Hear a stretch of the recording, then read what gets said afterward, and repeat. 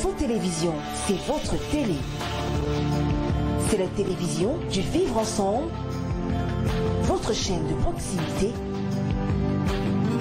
24 heures sur 24.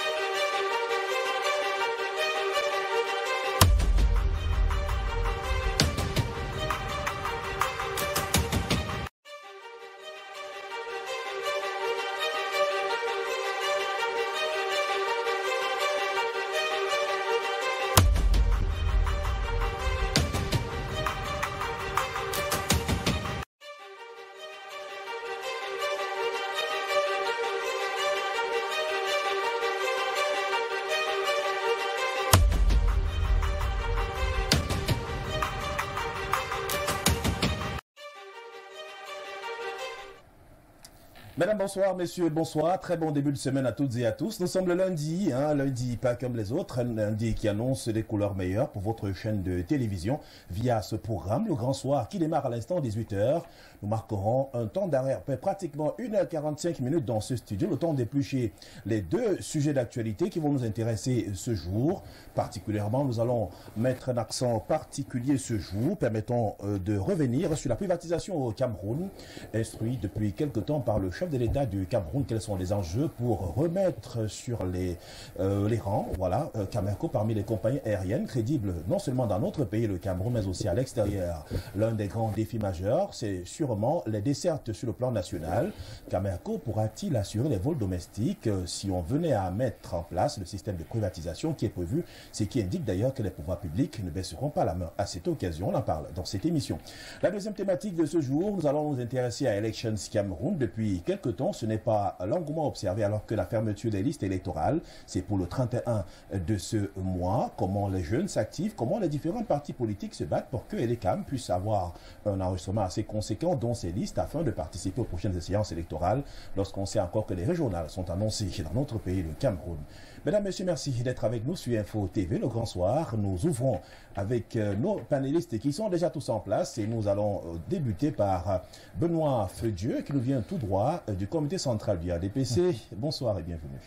Bonsoir Serge Bongier, bonsoir à vos nombreux téléspectateurs, bonsoir à mes copanélistes. Merci bien. Juste à côté de vous, on va prendre Arnaud Victor et Yada. Il est notre consultant permanent dans cette émission. Bonsoir Victor. Bonsoir Serge Bongier, bonsoir à tous ces Camerounais qui se donnent le plaisir de nous suivre, sans oublier ceux qui sont à l'extérieur. Bonsoir à mes copanélistes. Maurice Kemou également nous a rejoint. Il est membre du mouvement pour la renaissance du Cameroun de MRC. Bonsoir Maurice. Bonsoir Serge Bongier, bonsoir aux copanélistes et puis bonsoir à tous vos nombreux téléspectateurs. Cette émission se déroulera avec la participation du secrétaire général adjoint de l'Union des populations du Cameroun, ancien maire de Macaque, Sylvestre Niek. Bonsoir. Serge Bongier, bonsoir et merci pour cette autre invitation. Je commence avec vous. Nous parlons ce soir de la compagnie aérienne nationale, Cameco. Quel regard apportez-vous aujourd'hui sur ce joyau et qui a fait la fierté et qui d'ailleurs, nous pensons, continuera de faire la fierté du Cameroun? La première chose, c'est, je reviens sur votre mot, le joyau. Généralement, les joyaux ne sont pas des instruments de commerce, c'est des monuments. C'est pour ça que je voudrais revenir, lorsqu'on parle d'ouvrir le capital de Cameco, je suppose au privé camerounais, il convient d'abord de relever que lorsque la Cameco a été créée, il ne me semble pas qu'on ait assigné un objectif de rentabilité à la Cameco. C'est quoi? Parce que la Cameco est créée au lendemain de la sortie du Cameroun de Air Afrique. La Cameco, de mon point de vue, l'impression que j'ai, c'est que c'était beaucoup plus un instrument d'affirmation de souveraineté. Auquel cas, c'est pour ça qu'on a donné cette entreprise aux fonctionnaires. Je n'ai rien contre les fonctionnaires, mais je dis quand même que lorsqu'une entreprise a d'autres objectifs, on l'assigne, qu'on lui assigne, on donne quand même les moyens.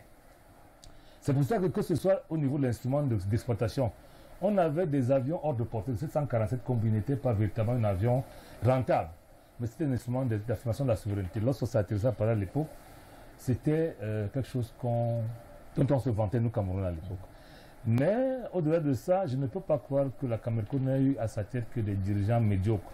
C'est pourquoi je dis, chaque fois qu'on crée une entreprise, il faut faire une adéquation entre les objectifs et également les moyens. Cela dit également, maintenant qu'on ouvre le capital à Camerco au privé, je voulais dire privé camerounais, c'est mon point de vue, il s'agit d'une tricherie, c'est mon point de vue. Hein. Parce que dans tous les cas, vous ne pouvez pas privatiser une entreprise qui ne marche pas. Elle n'est pas rentable, elle n'est pas sur le marché. C'est pour ça que j'ai bien l'impression que ce qui se cache derrière, c'est qu'on va commencer par restructurer l'entreprise. Donc, l'État va être une fois de plus obligé de mettre les moyens, de manière qu'elle revienne attrayante. Et après, on verra bien.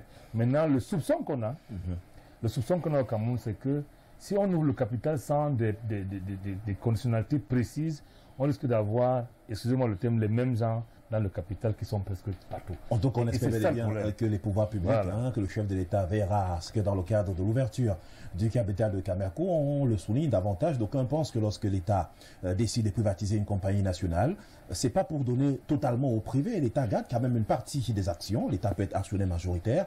L'État peut détenir peut-être les 2 tiers de l'action, alors les 1 tiers des actions de cette entreprise, avec naturellement un droit de regard sur la compagnie. Merci, chers messieurs, pour cette première réaction. Benoît Feu-Dieu, Camerco, en créant cette compagnie aérienne nationale, le chef de l'État camerounais a nourri beaucoup d'espoir au sein des populations camerounaises depuis fort longtemps. Malheureusement, au fil des temps, on s'est rendu compte que la compagnie aérienne nationale est devenue pratiquement un gouffre à sous et que pendant bien longtemps, on a renfloué les caisses de la compagnie, tant au niveau du management qu'au niveau de la gestion sur le plan technique. Mais curieusement, la compagnie n'a toujours pas rempli et atteint ses objectifs. Qu'est-ce qui se passe avec Camerco? Oui, Serge Bonger, vous dites bien, et on a nourri beaucoup d'espoir pour cette compagnie. Et ce que je veux quand même juste rectifier, c'est que une compagnie, une entreprise publique en général, n'a pas pour seul objectif que la rentabilité. Même si nous connaissons... C'est un point important, parce qu'on ne peut pas investir pour rien. Il faut bien qu'il y ait un retour sur l'investissement. Ce n'est pas l'unique objectif. Même si fondamentalement, on sait qu'on crée une entreprise pour qu'il y ait une rentabilité. Il faut quand même comprendre qu'une société comme une compagnie aérienne dans un pays répond d'abord à plusieurs attentes. Il y a, comme lui, il a même si bien dit, il y a se raffirmer, n'est-ce pas, comme un instrument de souveraineté nationale.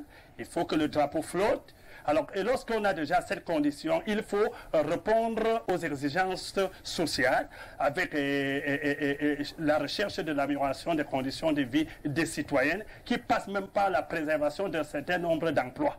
Alors, lorsque vous avez tout cet ensemble d'objectifs, il faut quand même comprendre que, quel que soit le cas, il y aura des difficultés de pouvoir atteindre ces objectifs. Et quand j'ai fini de dire ça, je dis, on parle aujourd'hui d'une éventuelle ouverture des capitaux. Oui, moi j'ai bien souvent à me poser une question. Est-ce que cette démarche-là est réglementaire? Est-ce qu'elle cadre avec les tests? Parce que beaucoup plus j'aime jeter un coup d'œil là-dedans. Oui, lorsqu'on lit le décret 2093 du 11 septembre 2006 qui portait création de la Camerco, on voit que dans son article 5, on prévoyait de l'ouverture des capitaux. Alors, ce qui veut dire tout simplement dire, aujourd'hui, à l'heure où nous nous trouvons, nous sommes néanmoins tous d'accord que, au vu des difficultés connues par la Camerco, il est temps qu'on procède à cette ouverture des capitaux pour pouvoir sauver, comme on pourrait dire, les meubles. Et je voudrais également dire, la privatisation, quand on prononce privatisation, on a toujours tendance à prendre ça comme si c'était une vente. Mais il n'en est pas question. Même si nous restons dans ce qui est projeté à l'ouverture de 51% des capitaux, vous comprenez que là, cela reviendrait à ce que le privé prend une grande part. Il voudrait également dire qu'ils vont prendre la grande part au niveau du conseil d'administration, d'où la nouvelle réorganisation, d'où la nouvelle équipe managériale qui, parce que lorsque vous mettez de l'argent, surtout un privé, il faut que vous rentrez dans vos fonds. Et dans ce contexte-là, on pourrait s'attendre à sauver comment on peut dire, cette société qui, on ne peut pas s'en passer. En tout cas, nous sommes bel et bien clairs là-dessus. La privatisation a ses enjeux, a également ses avantages, pourquoi pas ses inconvénients. Et le plus important, c'est de susciter l'investissement privé pour que la compagnie elle-même puisse repartir de plus belle. Je reviendrai à vous dans un petit moment, le temps d'interroger Arnaud Victor Yada sur Camerco, ses ambitions de départ. Aujourd'hui, on a comme l'impression que c'est resté comme un soupçon d'orgueil du chef de l'État qui a mis pendant longtemps beaucoup d'argent dans cette compagnie. Curieusement, il n'a jamais eu véritablement de réponse qui soit favorable pour lui dire, Monsieur le Président de la République, voilà où était la compagnie, voilà où elle est ici. Mais ce qu'on a comme retour, c'est que le chef de l'État entend ouvrir l'investissement au secteur privé. Oui, permettez-moi de me féliciter, parce que j'ai l'impression que le chef de l'État écoute souvent le grand soir, et qu'il écoute également plus d'une émission Info-Télévision, parce que c'est toujours sur ce pupitre que je disais que il y a deux choses à faire avec la Camerco, au-delà du chauvinisme qui peut nous habiter, soit on ferme totalement Camerco, soit on privatise Camerco. Mon prédécesseur l'a si bien dit dans son article 5 du décret du 11 septembre 2006 qui crée la Camerco. On avait déjà prévu automatiquement qu'on pouvait ouvrir le capital à un giron privé. Mais je puis dire ici que l'article là même montre à suffisance que Camerco, qui est la fille de la défunte Camer, a été programmée pour échouer. Suivez mon regard. Dans un jargon de comptabilité élémentaire, il est dit que lorsque vous créez une entreprise, vous avez ce qu'on appelle les capitaux propres. Et que lorsque les capitaux propres sont inférieurs à la moitié des capitaux sociaux, alors du capital social, automatiquement il y a faillite. Et en principe, l'entreprise devrait fermer. Je vais m'expliquer pour que ma grand-mère que j'ai laissée à la maison, qui me suit avec beaucoup d'attention, puisse m'écouter. Je veux organiser mon mariage. Et je fais un bilan. Et j'estime que mon mariage va coûter 10 millions de francs. En termes de capitaux propres, il faudrait que ce que j'ai dans mes caisses pour organiser mon mariage soit largement supérieur à ce que les actionnaires ou alors les aides et les réunions vont m'apporter. Il se pourrait donc que, depuis pratiquement des années, ou alors des années aujourd'hui qu'on a mis la Camerco sur pied, les capitaux, le capital social qui est constitué, n'est-ce pas, des partenaires ou alors des actionnaires externe, qu'on met naturellement dans le passif de la comptabilité de l'entreprise. Si le capital social était par exemple à 100 millions de francs, le capital propre de Camerco était en dessous de 50 millions. Donc Camerco à la base a été programmé pour échouer. Lorsque j'ai pris l'exemple du mariage, c'est comme si vous avez fait vous-même les hectares de votre mariage qui revient à 10 millions. Et vous-même, vous n'avez même pas 1 million dans votre poche. Parce que lorsque vous mettez une compagnie sur pied et que vous n'avez qu'un seul avion, MA60, en termes de maintenance et autres, vous tendez la main de l'extérieur. Et maintenant, vous avez une entreprise qui, en pratiquement 9 ans, a changé 9 directeurs. Vous allez comprendre impérativement qu'à la base, elle a été programmée pour échouer. Tout au long de l'émission, on va entrer dans les méandres pour comprendre que ceux qui ont été nommés à la tête n'étaient pas forcément des moins technocrates. Ils étaient même des technocrates, mais ils ont été appelés pour se partager le petit 1 million de francs qu'on avait déjà gardé pour la préparation de ce mariage qui était programmé à l'échec. Il faudrait qu'on arrête avec la magoule au Cameroun. Il faut dire ici que nous ne venons pas sur le plateau pour mousiller les Camerounais ou pour batifoler avec la nation. Il faut dire la vérité aux Camerounais. La Camerco a été programmée pour échouer. Le président Paul Biya se bat bec et ongle depuis des années pour que cet élan et ce regain de patriotisme ou mieux le nationalisme économique soit sauvegardé par ce vol, par cette étoile camerounaise. Mais allons voir au fond, il n'y a rien, c'est du pipeau. Mais simplement, on change de directeur, on change à la tête du conseil d'administration, rien que parce que c'est devenu un problème de copains qui se partagent quelques copecs. Et vous voyez qu'une entreprise aujourd'hui est à 110 milliards de dettes, avec pratiquement 4 mois d'arrêt de salaire qui s'élève à 500 millions de francs. Quand bien même on dit, et je vais corroborer ici avec M. Nyenya qui disait que justement, c'est un autre flou étatique qui voudrait quand même sauvegarder encore, je vais dire, les plumes d'un poulet qui a été longtemps très assassiné. Je puisse vous dire ici que la Camerco a été programmée pour échouer dès la base. On a seulement eu honte de dire fermons pour recommencer à zéro. Heureusement que le président de la République suit souvent le grand soir. Il nous a suivi, il a compris qu'il faut privatiser. Mais alors, quel est ce privé qui viendrait d'abord assurer ces charges qui pèsent 110 milliards de dettes à la base, parmi lesquelles 500 millions d'un personnel qui peut vous traîner en justice? c'est un problème à suivre de très près. À suivre de très près, comme vous le dites si bien, et surtout regarder de près le fonctionnement de la Camerco. On va, au cours de cette tranche d'antenne, comprendre quels sont les pôles qui sont des bras faibles de la compagnie aérienne nationale. Pourquoi il n'y a pas de rentabilité? Peut-être au niveau de l'engouement que pourraient avoir les Camerounais, ou alors peut-être la compagnie aérienne nationale souffre véritablement d'un sentiment disons, d'un faible nationalisme de la part des Camerounais qui devaient pourtant soutenir cette initiative lorsqu'on sait encore que durant plusieurs périodes, plusieurs membres du gouvernement n'ont pas toujours eu l'occasion d'emprunter la compagnie aérienne nationale au profit des compagnies étrangères, alors que là-bas c'est l'étoile du Cameroun. Maurice Kemou, Camerco, doit-on fermer, doit-on privatiser, à votre avis, et quelle peut être la solution à proposer au pouvoir public pour que nous ne souffrions plus de manque de compagnie aérienne nationale, ou alors que Camerco se repositionne et reparte de plus belle? J'ai écouté Serge, bon, j'ai écouté mes co-panélistes. Vous savez que moi je passe mes journées dans mon métier à monter des projets. Et très souvent, vous pouvez monter un projet à un client et les études montrent que le projet ne sera pas rentable. Mais ce qu'il faut dire dans le cadre de la Camerco et généralement dans le cadre de toutes les entreprises publiques au Cameroun, c'est qu'elles portent en réalité, dès leur naissance, les germes de leur mort. Vous savez, la loi qui encadre les entreprises publiques, c'est la loi de 99. Une loi qui, normalement, devrait être révisée.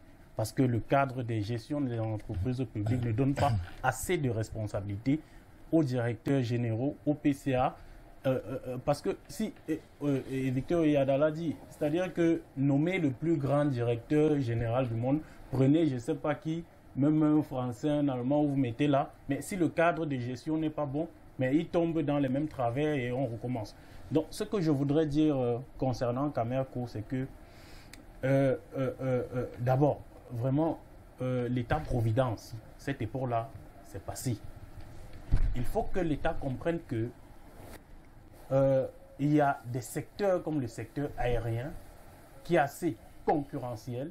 Ça veut dire que si l'État prend la peine d'investir dans un domaine comme celui-là, il faut comprendre qu'il y a de la concurrence et il faut s'adapter à la concurrence et s'adapter en réalité arriver au standard. Donc, qu'est-ce que je voudrais dire? Je voudrais dire que en réalité, aujourd'hui, nous sommes dans un contexte où finalement, quand l'État collecte des impôts, il va les mettre sous forme de subventions dans des entreprises qui sont censées être performantes.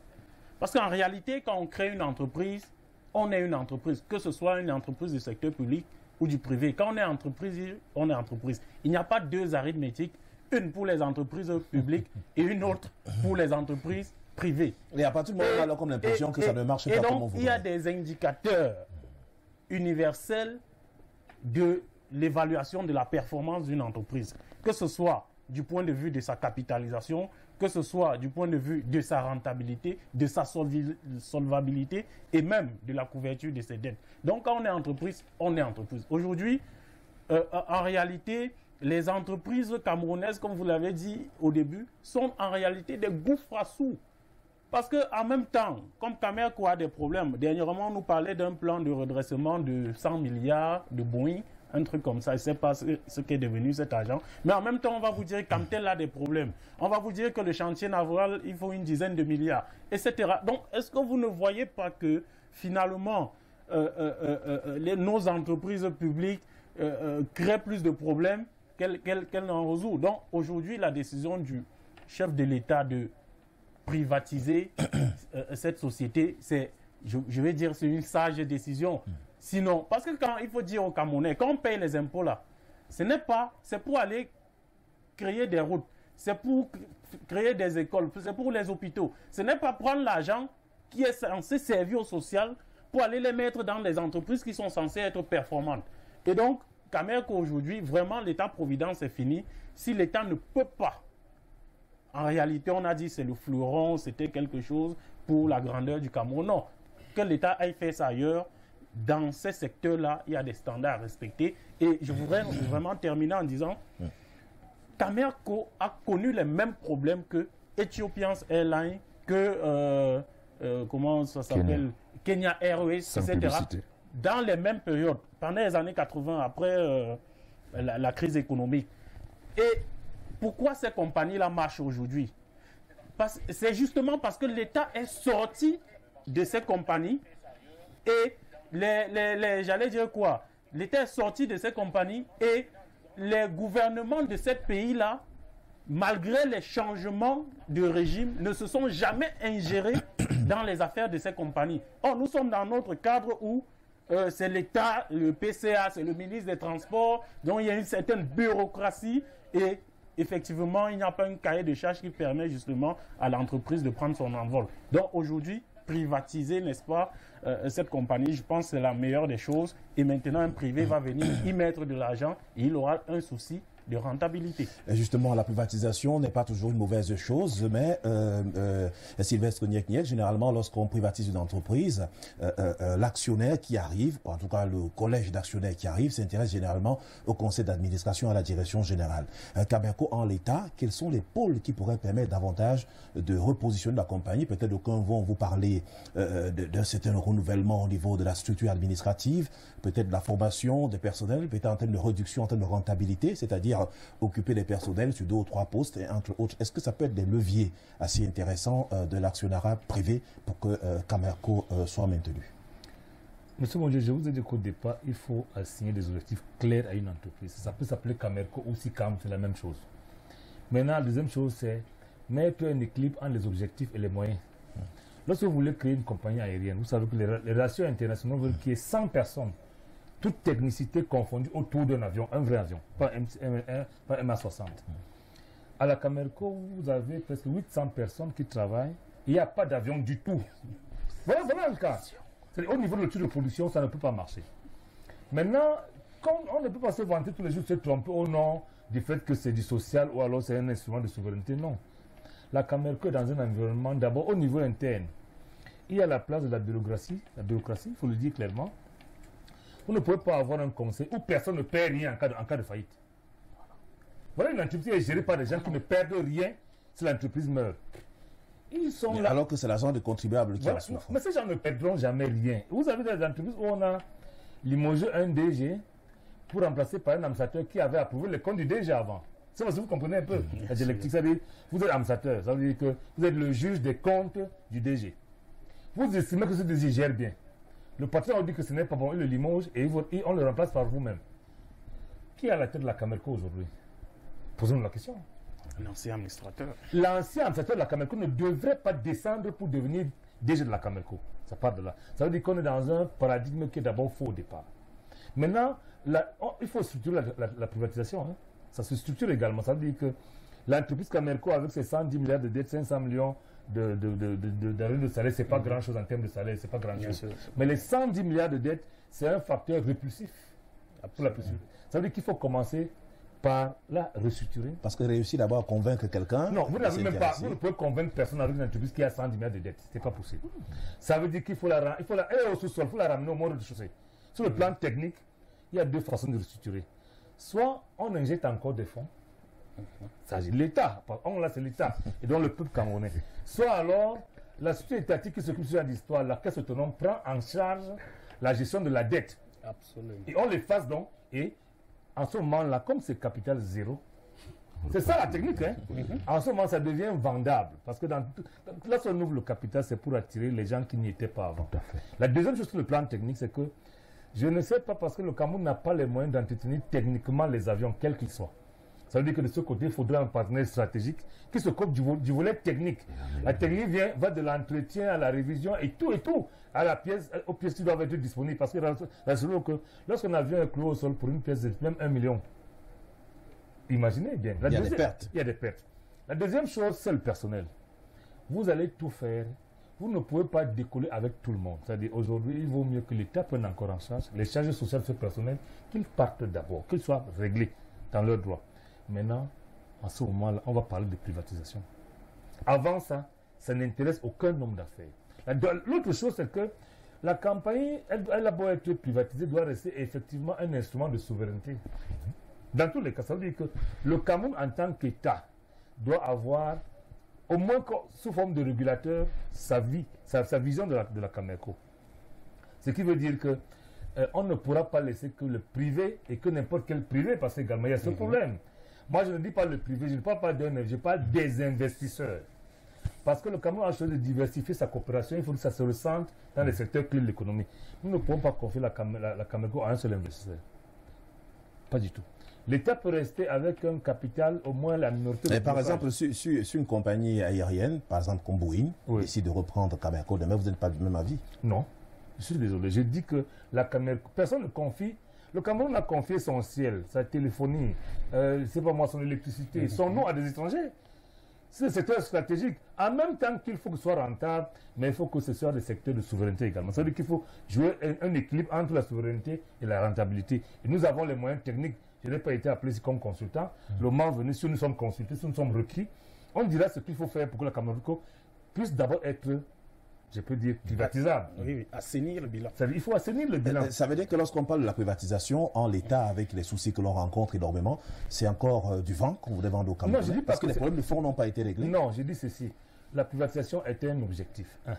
Maintenant, on structure l'objectif. On commence par la restructuration qui peut se passer de deux façons. Soit l'État rejette de l'argent de manière que ça soit géré, que ce soit rentable, que ça devienne au moins au point zéro. Soit alors la caisse autonome rachète le passif complètement. Et c'est la même chose, ça devient maintenant vendable. Avant ça, ce n'est pas possible. Parce qu'on ne croit pas que les gens qui vont investir ne réfléchissent pas. Lorsqu'ils vont regarder le compte d'exploitation prévisionnel, ils vont se dire, et même ce qui est passé, ils vont se dire que, mais attendez, ça c'est quoi? Donc j'estime que le président qui veut privatiser a certainement une idée dans la tête qui va être structurée et ceux qui l'accompagnent vont la mettre en œuvre. Et sûrement ils l'accompagneront dans de très bonnes conditions. Maurice, je vais revenir à vous, Benoît Feu-Dieu. La compagnie aérienne nationale, elle a beaucoup de soucis, ça on le sait, sans appareil, sans véritable personnel, parce qu'il faut aussi parler de ce personnel parfois qui n'est pas aussi qualifié que celui-là, parce que les gens sont recrutés sur une base, ça peut être familiale, ça peut être une base amicale, mais sans véritablement présenter les compétences nécessaires pour la gestion. D'où on observe plusieurs dérives sur le plan managérial. On a des personnels, peut-être des PNC qui se retrouvent au service commercial, entre autres, sans oublier le flou artistique qui persiste dans la gestion ou alors le transfert de certains documents, entre autres, ou alors le transport des objets aussi dangereux au sein de cette compagnie. On sait de quoi on parle généralement. Est-ce qu'aujourd'hui, avec tout ce que Cameco a affiché comme bilan négatif, comme mauvais plan sur le management de l'entreprise, est-ce qu'on peut lui faire encore confiance aujourd'hui au cas où certains actionnaires venaient à se prononcer et disons que la partie privatisation déjà réglée, par exemple, en amont? Oui, avant de vous reprendre, je voudrais d'abord être un peu précis sur certaines choses. Vous savez, quand l'État a projeté déjà la privatisation, c'est au bout d'une étude. Et je vais donner juste quelques éléments.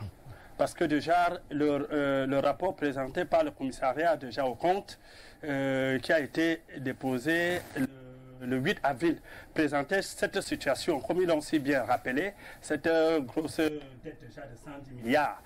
Mais ce n'est pas que la dette de 110 milliards. Déjà, fin 2018, était annulée des pertes de 99,2 milliards. Et il y avait déjà une annonce de pertes prévisionnelles de fin 2019 de 15 milliards, ajoutée à 12 prévisionnels également du premier semestre de 2020. Alors, vous voyez que tout cet ensemble, ça donnait déjà pratiquement 126,2 milliards de pertes pour un capital social, il a encore rappelé, de 21 milliards, 600 millions de francs. Alors, donc, au regard de cela, lorsque le chef de l'État saisit le Premier ministre, comment ça coule les rues en ce temps-ci, il y a un certain nombre de choses qui sont projetées. Déjà, il a ordonné par là une allocation de 15 milliards pour la restructuration de cette Cameco. Parce qu'ils l'ont si bien dit, et c'est important, qu'on ne peut pas proposer une caisse vide à un client. Il faut toujours renflouer. Elle est vide et trouée. Bon, il faut toujours remettre. Donc, des 15 milliards qui sont projetés pour la restructuration, il y a un projet d'acquisition de 2 aéronefs.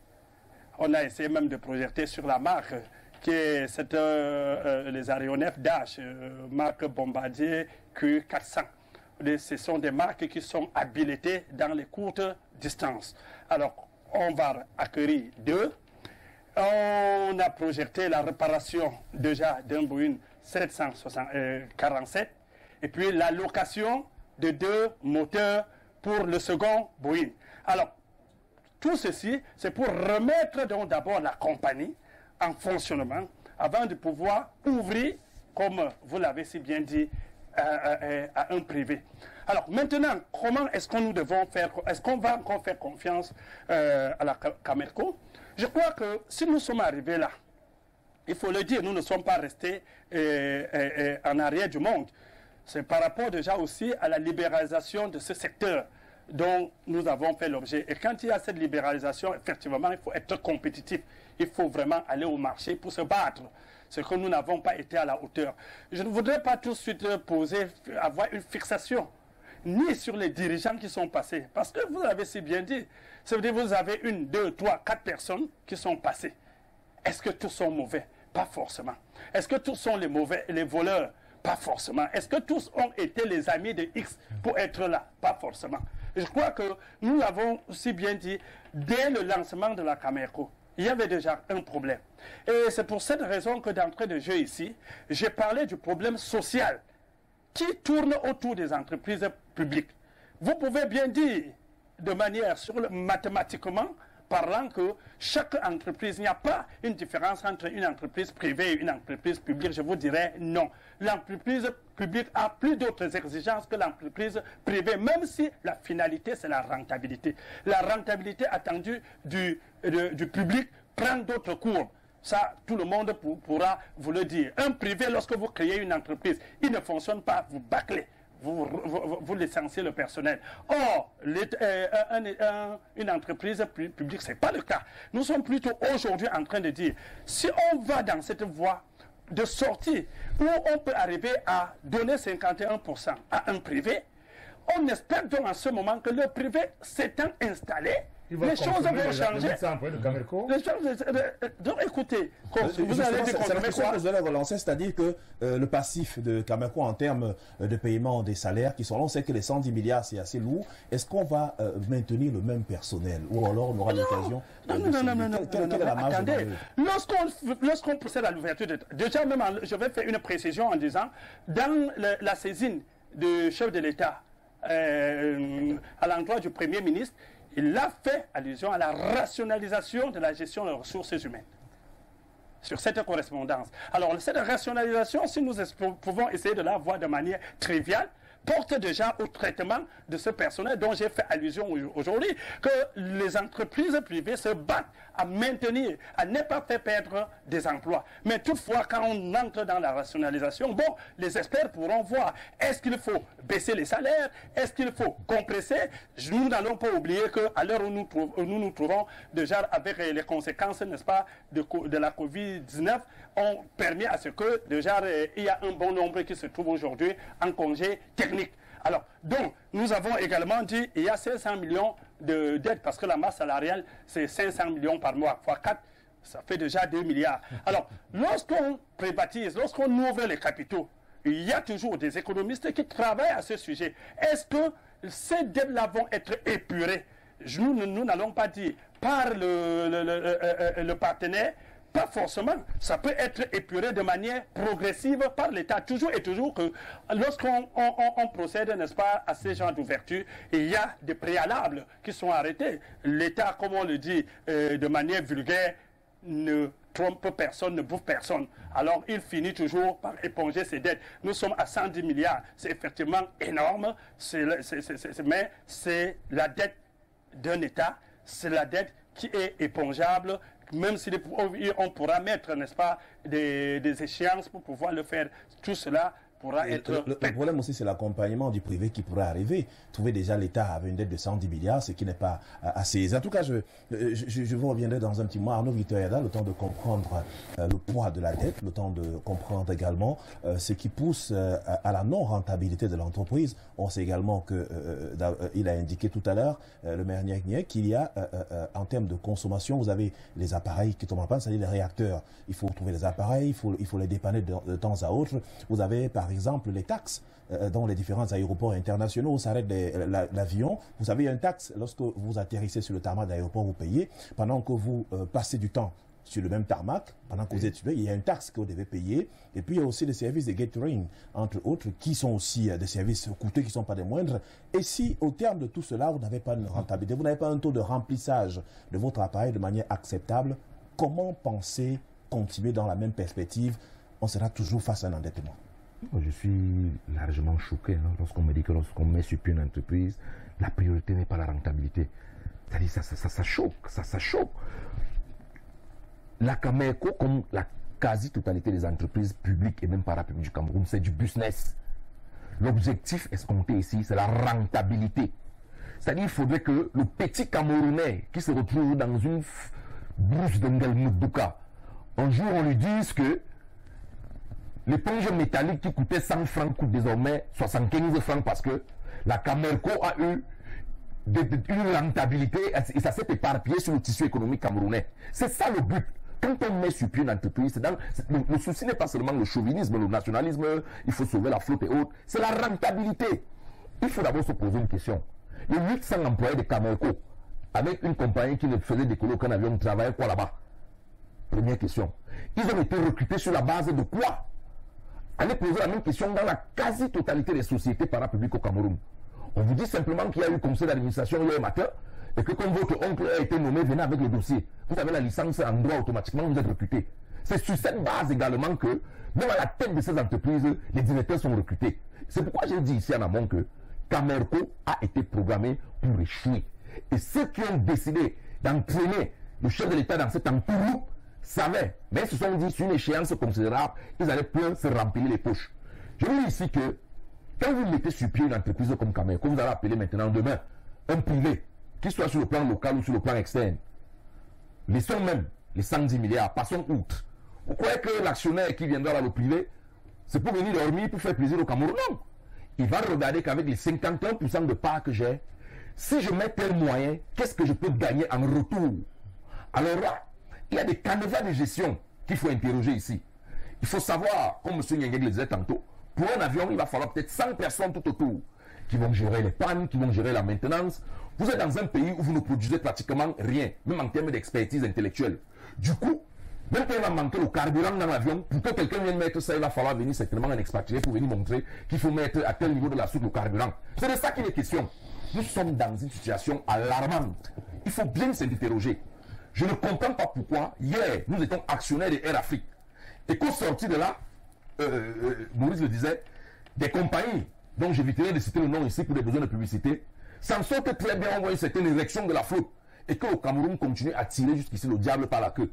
Parce que là où nous sommes là, on est encore en train de tergiverser entre fermer et privatiser. Parce que nous sommes perdus. On ne sait ni les tenants ni les aboutissants. Le problème est simple. À la base, je pense que dans ce pays, il y a encore des Camerounais un peu sérieux. Je pense qu'à la base, il y a encore des Camerounais qui pensent, qui ne demandent rien, qui demandent simplement peut-être d'être consultés. Mais pourquoi est-ce que on va politiser tout? Pourquoi est-ce que on voudrait tout administrer? C'est vrai, l'administration passe avant tout. Mais je pense qu'il est temps qu'on donne l'affaire de la Cameco aux véritables technocrates qui maîtrisent la flotte dans les moindres méandres. Il y a même des gens dans ce pays. Justement, je suis avec vous dans cette partie-là. On a vu plusieurs directeurs généraux qui ont été nommés à la tête de la Cameco. C'était des technocrates. C'est des gens qui avaient déjà fait leur preuve ailleurs. Mboto Edimo, par exemple, il a été à une très grande compagnie dont je vais taire le nom pour des raisons d'ordre publicitaire. Il arrive à la tête de la compagnie aérienne nationale. On a comme l'impression que le plan de redressement qu'il avait proposé pour rentabiliser davantage la compagnie était finalement battu en brèche. Parce qu'on a comme l'impression aussi à la fin que finalement, personne ne doit faire la rentabilité. Est-ce que finalement, ce n'est pas un problème de management, ce ne sont pas les batailles interminables entre le conseil d'administration et la direction générale et qui fragilisent le fonctionnement de cette compagnie aérienne nationale. On a vu multiples conseils d'administration qui se tiennent avec à chaque fois de gros sous qui sortent des caisses de l'entreprise. Mais est-ce que ce ne sont pas ces batailles, entre autres, qui ne regardent pas l'intérêt national de la compagnie, alors que soit le conseil d'administration, soit la direction générale se battent entre eux et se passent des affaires entre ces mêmes personnes-là, finalement, qui tuent la compagnie aujourd'hui, qui en souffre énormément. Vous voyez que j'ai dit exactement ce que vous dites dans mon propos liminaire. Je vous dis, au-delà de nos frères, de notre genre, qui sont devenus des ambazoniens au Nozo, il y a des Camerounais très ambazoniens, plus dangereux que ces gars. Dans beaucoup de nos structures ici, certains même dans le gouvernement, excusez-moi, sous peu. Je peux vous dire ici que lorsqu'on nomme un technocrate à la tête de la Cameco et qui trouve un système biaisé et pourri, quel que soit le degré de son expertise, il sera buté face à ce système qui est programmé à la base pour échouer. Et je vous dis, il y a des Camerounais qui ont le souci de voir ce pays se renverser avec tout ce qui va avec. Je vous dis, je ne sais pas si c'est la fratrie des loges maçonniques et rosicruciennes qui peut animer l'esprit de certains Camerounais. Je vous dis, ce que je dis est pertinent. Serge Bondier, dans ce pays, j'ai vu des Camerounais qui ont été nommés ministres, qui sont venus dans les entreprises avec un souci, ne serait-ce que de l'assiduité au travail. Parce qu'il est inadmissible que vous entrez dans un bureau, vous arrivez dans un bureau qui est fermé à 11 h parce que le patron du bureau dort chez lui, il est dans l'administration. Il vient au travail à 11 h. À 11 h 30, il va manger la chèvre, le vin rouge, il boit à côté. À midi, il prend le repos, à 14 h, il ferme. Mais quelqu'un arrive avec la volonté, ne serait-ce que de l'assiduité dans l'administration. Dès qu'il essaye de faire ses feux de paille, on l'appelle et déforme le coup de fil vient de loin pour lui dire attention. Nous, on fonctionne comme ça depuis des années. Nous, on était programmés pour renverser le Cameroun. Donc, l'histoire que tu viens avec, là, que tu veux redresser le Cameroun, on s'en fout de toi. Et c'est la même chose qui s'est passée au niveau de la Cameco. Vous avez vu l'expertise que celui que vous avez prononcé ici, que j'ai refusé de prononcer, est venu avec. Il a montré les tenants aboutissants. Il vous a dit, à la base, l'entreprise a telle défaillance. L'entreprise a telle autre défaillance. Vous n'avez pas vu ici. Voilà comment on peut faire pour combler ceci. Et aussi, on peut apporter ceci, même en termes d'expertise étrangère. Quand on parle d'avantages comparatifs dans l'économie, on ne se lève pas le matin pour traiter avec n'importe quel partenaire. Il faut quand même regarder ce qu'ils ont réussi. Avoir maintenant le souci de ce que, quand ils ont déjà réussi, ils ne peuvent plus descendre. Traiter avec eux va vous amener à aller vers le haut. Mais lorsque vous voulez même traiter avec ce partenaire et qu'à la fin le gain n'est pas celui escompté, que les petits copains n'auront pas les petits copains qu'ils ont réservés entre eux, parce qu'ils se disent toujours que le président à un certain âge, à tout moment il peut mourir, donc automatiquement il faut qu'on s'en remplit les poches, on va même s'expatrier, beaucoup comme la double nationalité. Le Cameroun a plus d'un talent, on peut réussir même la Cameco, mais tant qu'on ne tue pas ce système de copinage, on reste loin du décollage. Mais est-ce que le chef de l'État n'est pas informé lorsque ça va mal? Parce qu'il y a eu pratiquement 9 directeurs généraux, pratiquement 9 fois. Est-ce que les rapports qui lui sont rendus ne font pas état de ce qu'il y a des indélicatesses dans la gestion de la structure? Peut-être ne lui donne pas des conseils dans le sens de ce que Monsieur le Président de la République, au vu d'eux, nous ne pouvons pas maintenir de manière profonde et professionnelle la compagnie aérienne nationale. Est-ce qu'on ne pêche pas aussi? Je serais obligé, je dis bien, de donner raison à ceux qui pensent toujours ici que l'entourage du chef de l'État est parfois biaisé et pourri. Parce que si on parle dans le thème de rapport, parce que si on vous montre la qualité des ordinateurs qu'on a montés au président de la République, qu'on a offert aux étudiants, et ce qu'on a offert en réalité, vous allez vous rendre compte que c'est le jour et la nuit. En termes de rapport, ne faisons plus confiance à certains qui entourent le chef de l'État. Je peux vous dire, ils sont tous conscients et conséquents. Mais c'est un souci d'abord de méchanceté et de fratrie maçonnique qui les anime et qui les apporte. On a l'impression que Or, une entreprise comme Cameco, à la base, je pense que le souci du chef d'État, c'est le patriotisme. Est-ce que nous avons encore des Camerounais patriotes, intellectuels, intelligibles, sages et même intelligents, ils le sont. Mais le souci du patriotisme est mort et enterré. C'est ce fait qu'en face de nous, nous avons des gens qui boivent du sang.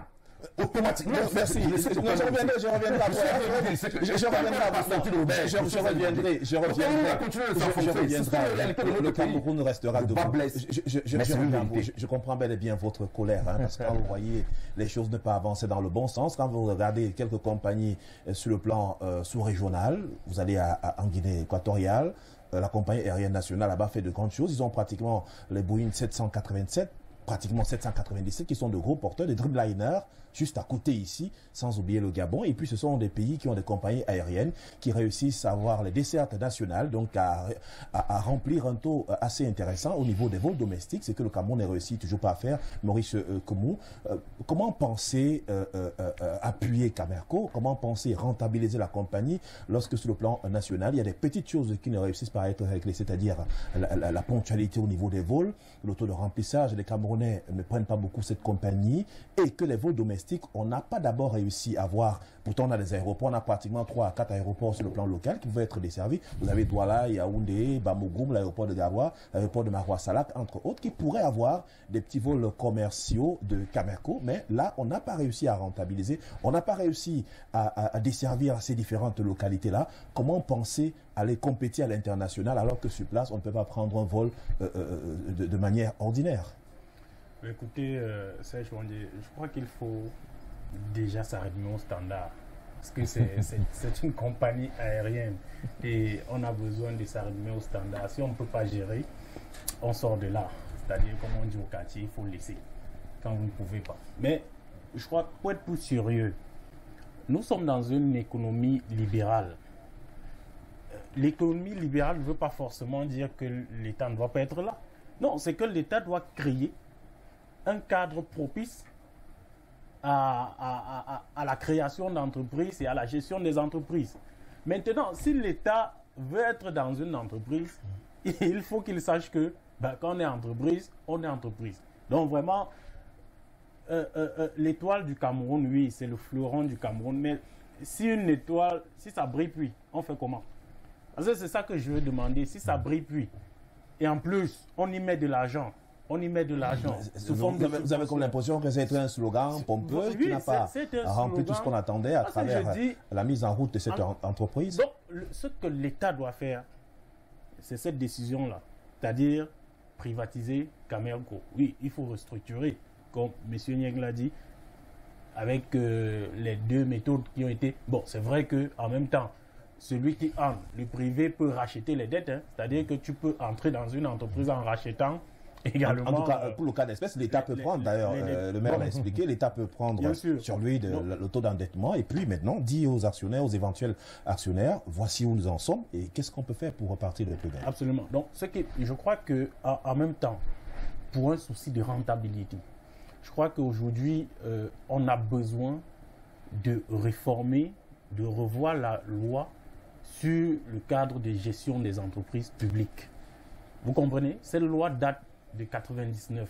Donc il faut que cette loi soit réformée de manière à rendre le conseil d'administration responsable, de manière à rendre la direction générale responsable et que ce cadre seul soit en réalité un outil d'évaluation de performance. Parce qu'aujourd'hui, on a des directeurs généraux qui sont nommés et en même temps, dont la même loi qu'on a déjà oublié, dit qu'on doit être là pendant 3 ans 2 fois. C'est-à-dire, on doit être là pour 9 ans. 3 ans renouvelables 2 fois. Mais vous avez des directeurs généraux qui sont là depuis 15 ans, depuis 20 ans, depuis 30 ans. C'est-à-dire, au mépris de la loi. Et ça ne gêne personne. Quand on nomme les gens dans notre contexte, c'est-à-dire ce qui intéresse les gens, c'est les postes. C'est-à-dire quand on nomme Premier ministre, je ne sais pas, secrétaire général, ce qui les intéresse, c'est de nommer les gens. Oh, je vais nommer mon frère, je vais nommer... Alors que on les nomme, c'est pour changer le cadre de gestion de ces entreprises-là. Donc aujourd'hui, c'est-à-dire c'est comme une équipe de football. Si vous prenez le plus grand entraîneur, Mourinho, vous le mettez dans notre équipe nationale ici. Si c'est plus à lui de choisir ses joueurs parce que tel ministre va appeler pour dire mettez tel joueur qui n'est même pas performant, alors que c'est l'entraîneur qui sait la qualité de ses joueurs.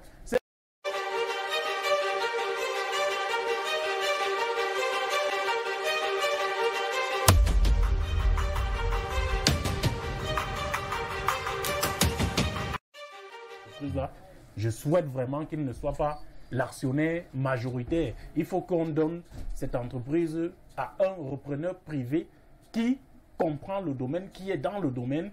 Et donc, s'il y a rentabilité demain, n'est-ce pas, la même entreprise va payer les impôts à l'État et qui, lui, va s'en servir pour payer, donc, pour s'occuper de ses charges régaliennes. Donc, aujourd'hui, nous sommes dans un contexte où, effectivement, si l'entreprise est privatisée et que ça rapporte de l'argent, c'est bien pour l'économie camerounaise. Au lieu d'y mettre en tout cas, c'est tout le mal qu'on souhaite à l'État du Cameroun de remporter beaucoup d'argent pour assurer la pérennité d'un certain nombre d'initiatives. On a bien peur que Camer parti et que Camerco, monsieur le maire, que Camerco parte aussi demain, parce que ça nous rappelle un peu quelques souvenirs. J'ai eu le privilège, dans une des descentes, dans l'un des vols que j'ai effectué, que j'ai eu l'occasion d'en pointer un jour sur Dubaï, par exemple, lorsque la défunte Camer existait encore, parce que j'ai l'expérience quand même de Camer et de Camerco. Donc nous sommes arrivés aux Émirats Arabes Unis, au bas de la passerelle, on a intercepté Camerco, j'étais dans cet appareil. Le directeur général à l'époque, M. Ngamo Amani, est allé négocier au bas de la passerelle. Nous avons dit, nous sommes des Camerounais, essayez de nous comprendre, parce que le taux d'endettement était très élevé. Les assurances, les carburants, également le tarmac de la taxe sur l'atterrissage était aussi élevé. Les autorités ont sorti toute une liste assez effrayante d'endettement de Camer à l'époque. On était obligé d'appeler la caissière sur le plan local qui gère la compagnie Camerco de venir payer en rente sur place, en dirham là, pour régler. Sinon, on disait Camerco ne bougeait pas. Et pire encore, dans la même compagnie Camer, s'il vous plaît, on a voulu maintenir notre gatering, c'est-à-dire ce que nous avons pris comme nourriture au Cameroun pour les Émirats Arabes Unis et pour aller ailleurs, sans avoir à payer les autres services sur place, alors que il y a des conventions internationales qui indiquent que lorsque vous arrivez dans un pays, c'est ce pays qui se charge de catering, c'est-à-dire que tout ce qu'il y a à manger, tout ce qu'il y a comme à boire, on sort ce que vous aviez, on remplace par d'autres, alors que Camer avait déjà un taux d'endettement assez fort, que même le catering, on ne pouvait même plus payer.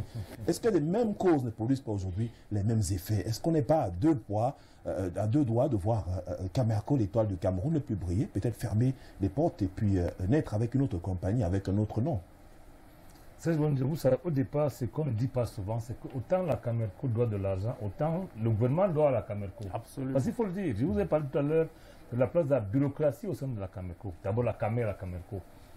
Lorsque les ministres prennent Camerco, ils demandent aussi paye. Il faut leur poser la question. Lorsque le gouvernement, la Fédération camerounaise, voyage pour leur mission à l'étranger par Camerco, est-ce qu'ils payent? Je ne réponds pas. Moi, j'ai dit, la Camerco a été privatisée tard. Je dirais même la Camer. Quand l'État crée une entreprise, c'est un problème ponctuel parce que nous, les privés n'ayant pas les capitaux, peut-être l'expertise pour gérer ce genre d'entreprise, l'État s'occupe de mettre en place l'entreprise, mais pour la privatiser, dès lors qu'il y a un indicateur qui prouve que les privés peuvent déjà gérer l'entreprise. Malheureusement, l'État est resté très longtemps dans la Camerco et à Camer. Aujourd'hui, des entreprises publiques qui ont un autre genre de management, parce que, comme le dit l'auteur Fredjo, ce n'est pas tout à fait faux. Lorsque vous asseyez, vous savez, il n'y a pas un marché, on vend les avions, que vous allez arriver à Dubaï, on vous dit que voici le 700, non. Le Cameroun doit repenser le projet de la compagnie aérienne. Je ne dis pas Camerco. Si le Cameroun a besoin d'une compagnie aérienne, il faudra qu'on appelle les experts qui pensent le projet. Et qu'on commande les avions en fonction des objectifs qu'on aura fixés. Je prends une recette comme, vous avez dit, les Émirats Arabes Unis. Si nous nous rendons compte que des Camerounais vont là-bas pour acheter la marchandise, mais ils sont 100 pour acheter 2000 tonnes de marchandises, l'avion qui va là doit avoir un cargo qui transporte plus de marchandises que d'hommes. Mais malheureusement, au Cameroun, on achète d'abord les avions, on voit à quoi ça va servir. Donc il faut se rasseoir. Pendant que l'État va se charger de la situation de Camerco, il faut que notre pan de l'État s'occupe maintenant de penser le projet.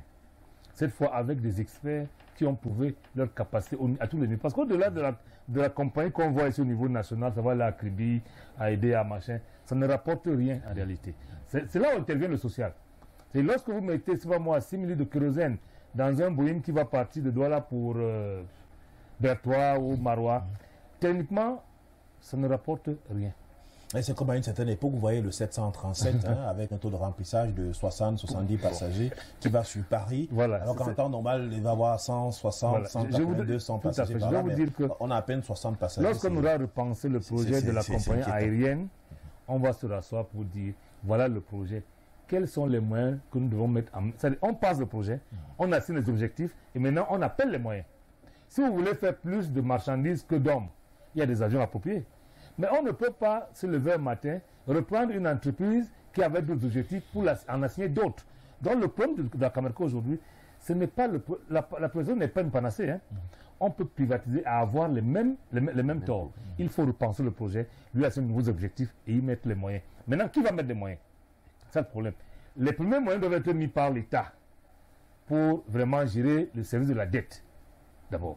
Maintenant, il faut également faire un service de recouvrement. Parce que l'administration quand même doit énormément à la Camer et même à la Camerco. Comment va-t-on recouvrer? Peut-être, je ne sais pas, je ne connais pas les différents montants, mais il est possible qu'en faisant le recouvrement réel, qu'on arrive à amortir un minimum par rapport à la dette. Après ça, lorsqu'on aura amené l'entreprise, on aura pensé autrement, on va donc faire appel au privé. Moi, je dis au privé au pluriel. Parce que je ne suis pas ceux qui pensent qu'il faut confier la compagnie nationale à un seul privé. Voilà. Il faut faire appel au privé au pluriel, de manière que chacun, avec un cahier de charge précis, que lorsque vous venez là, voilà les contraintes auxquelles vous allez faire face. Je prends un exemple. Vous devez desservir absolument le territoire camerounais. Parce qu'il paraît que dans le plan de développement des partenaires privés, qu'ils ne voient pas ce que rapporte le 17 camerounaise, qui voient plutôt ça à l'international. Au-delà de ça, il faudra faire un cahier de charge, de manière que les différents repreneurs, en groupe et individuellement, sachent que nous avons comme première chose à faire de servir le Cameroun. Après ça, de vraiment parler ailleurs. Dans le cas contraire, on va repartir avec le même schéma stratégique, on va échouer.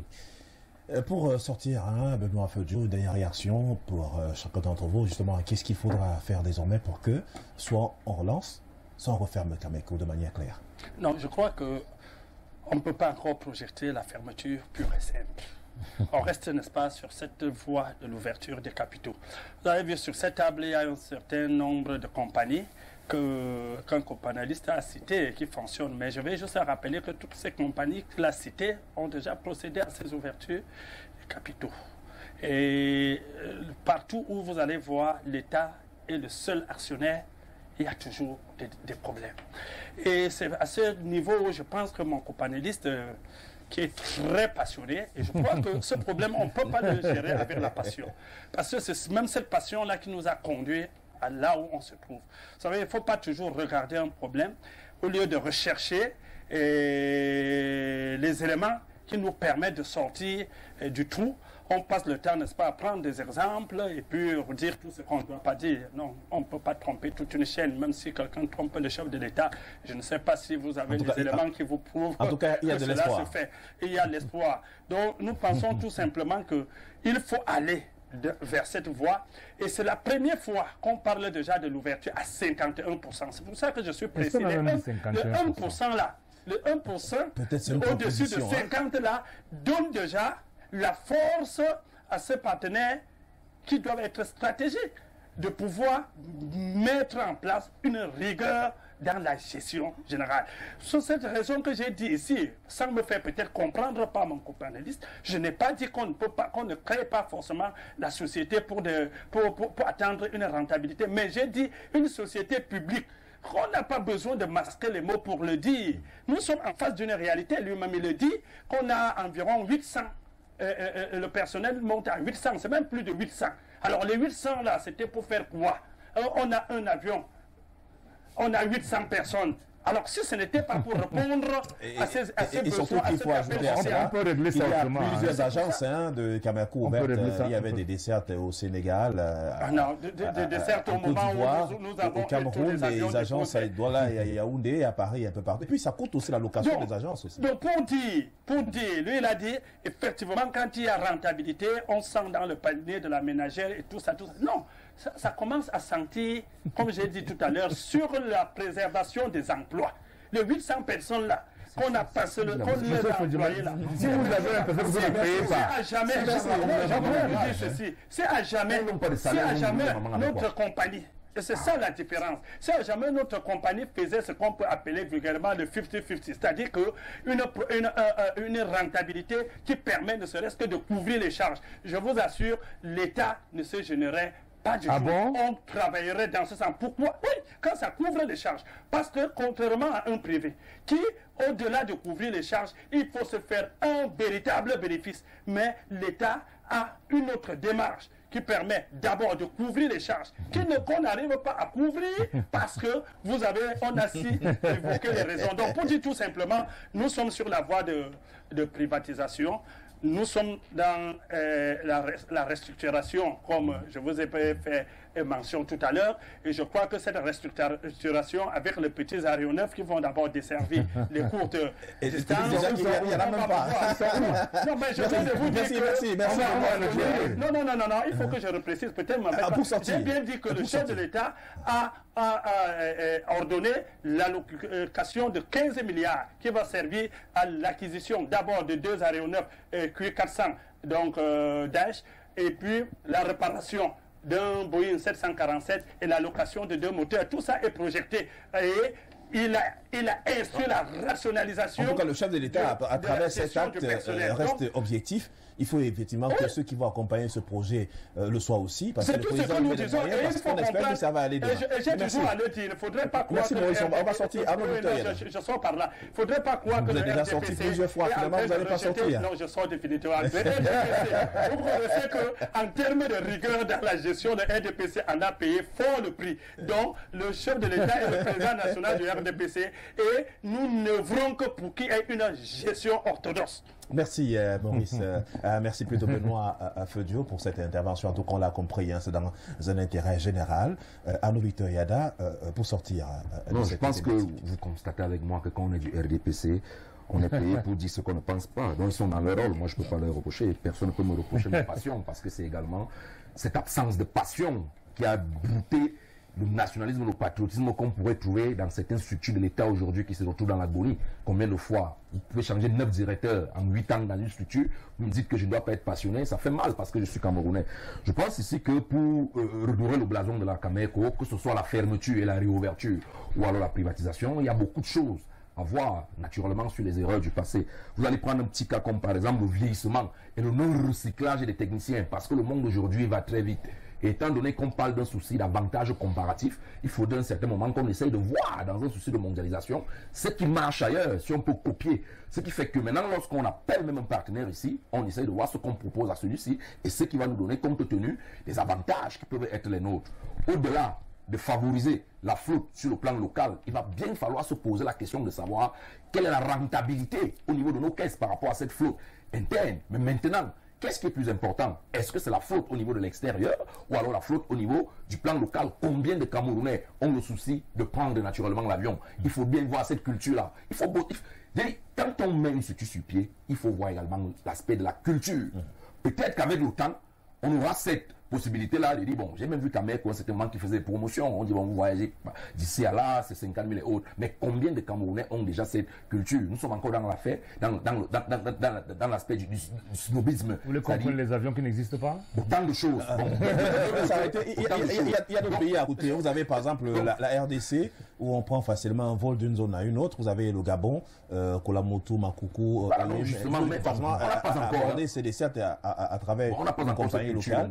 Mais est-ce que ce n'est pas l'occasion, au-delà de parler tout simplement de Camerco, on a eu des compagnies en leasing au Cameroun, on a le groupe Photo qui avait une compagnie. Malheureusement, est-ce que l'État ne devrait pas aussi encourager, par exemple, les petites compagnies qui puissent émerger sur le plan local? Parce qu'on n'a pas toujours la seule grosse compagnie qui existe, alors qu'il y a d'autres petites qui pourraient naître à côté, et puis ne serait-ce que pour desservir des petites localités au Cameroun. Comment l'État va encourager quand un certain Yves Michel Photo sur un plateau de télé vous dit un jour que pendant plus de 10 ans, l'État du Cameroun a emprunté les avions du groupe Fosso? Oui, dans un certain moment, il faut se poser des questions. Je vous ai dit ici que lorsque le directeur de la Camerco n'emprunte pas d'abord les avions de la Camerco, il peut faire confiance aux compagnies aériennes. Vous voulez me dire quoi? Il y a un sentiment nationaliste qui doit naître. Il y a l'absence du patriotisme. Il faut qu'on arrête avec un ministre de la Santé qui va se faire opérer l'orteil en Europe parce que lui n'a pas confiance au propre médecin qu'il a formé au Cameroun. Merci. Il faut dire la vérité aux Camerounais. Le patriotisme a foutu le camp. C'est pourquoi on se retrouve aujourd'hui avec les opérations épervées et autres. Quand vous avez un souci de patriotisme et de nationalisme, vous pensez d'abord à l'intérêt du nombre afin même de penser à vous-même. Laissez-moi l'histoire là que je suis trop passionné. La campagne électorale est finie. On n'est plus ici pour le RDPC. Le président a été élu avec une grosse majorité. Mais là, il faut l'accompagner. Nous, on l'aime, on veut l'accompagner. Mais qu'on cesse de dire au président tous les jours que c'est très bien fait alors qu'on sait que c'est mal fait. C'est Maurice que moi. Non, monsieur Victor Yada a mal chuté. Il ne travaille pas bien. S'il travaillait bien, la Camerco et l'ensemble des projets, y compris les stades qui portent son nom, seraient terminés aujourd'hui. Moi, je pense qu'il faut qu'on soit un peu plus sérieux. Nous sommes dans une économie libérale. Il faut qu'on crée un cadre propice à la création des entreprises et à la gestion de ces entreprises. Et qu'on laisse les repreneurs privés créer des entreprises, générer des valeurs ajoutées et que ces entreprises-là justement payent, j'allais dire, les impôts à l'État qui va donc s'en servir pour gérer le social.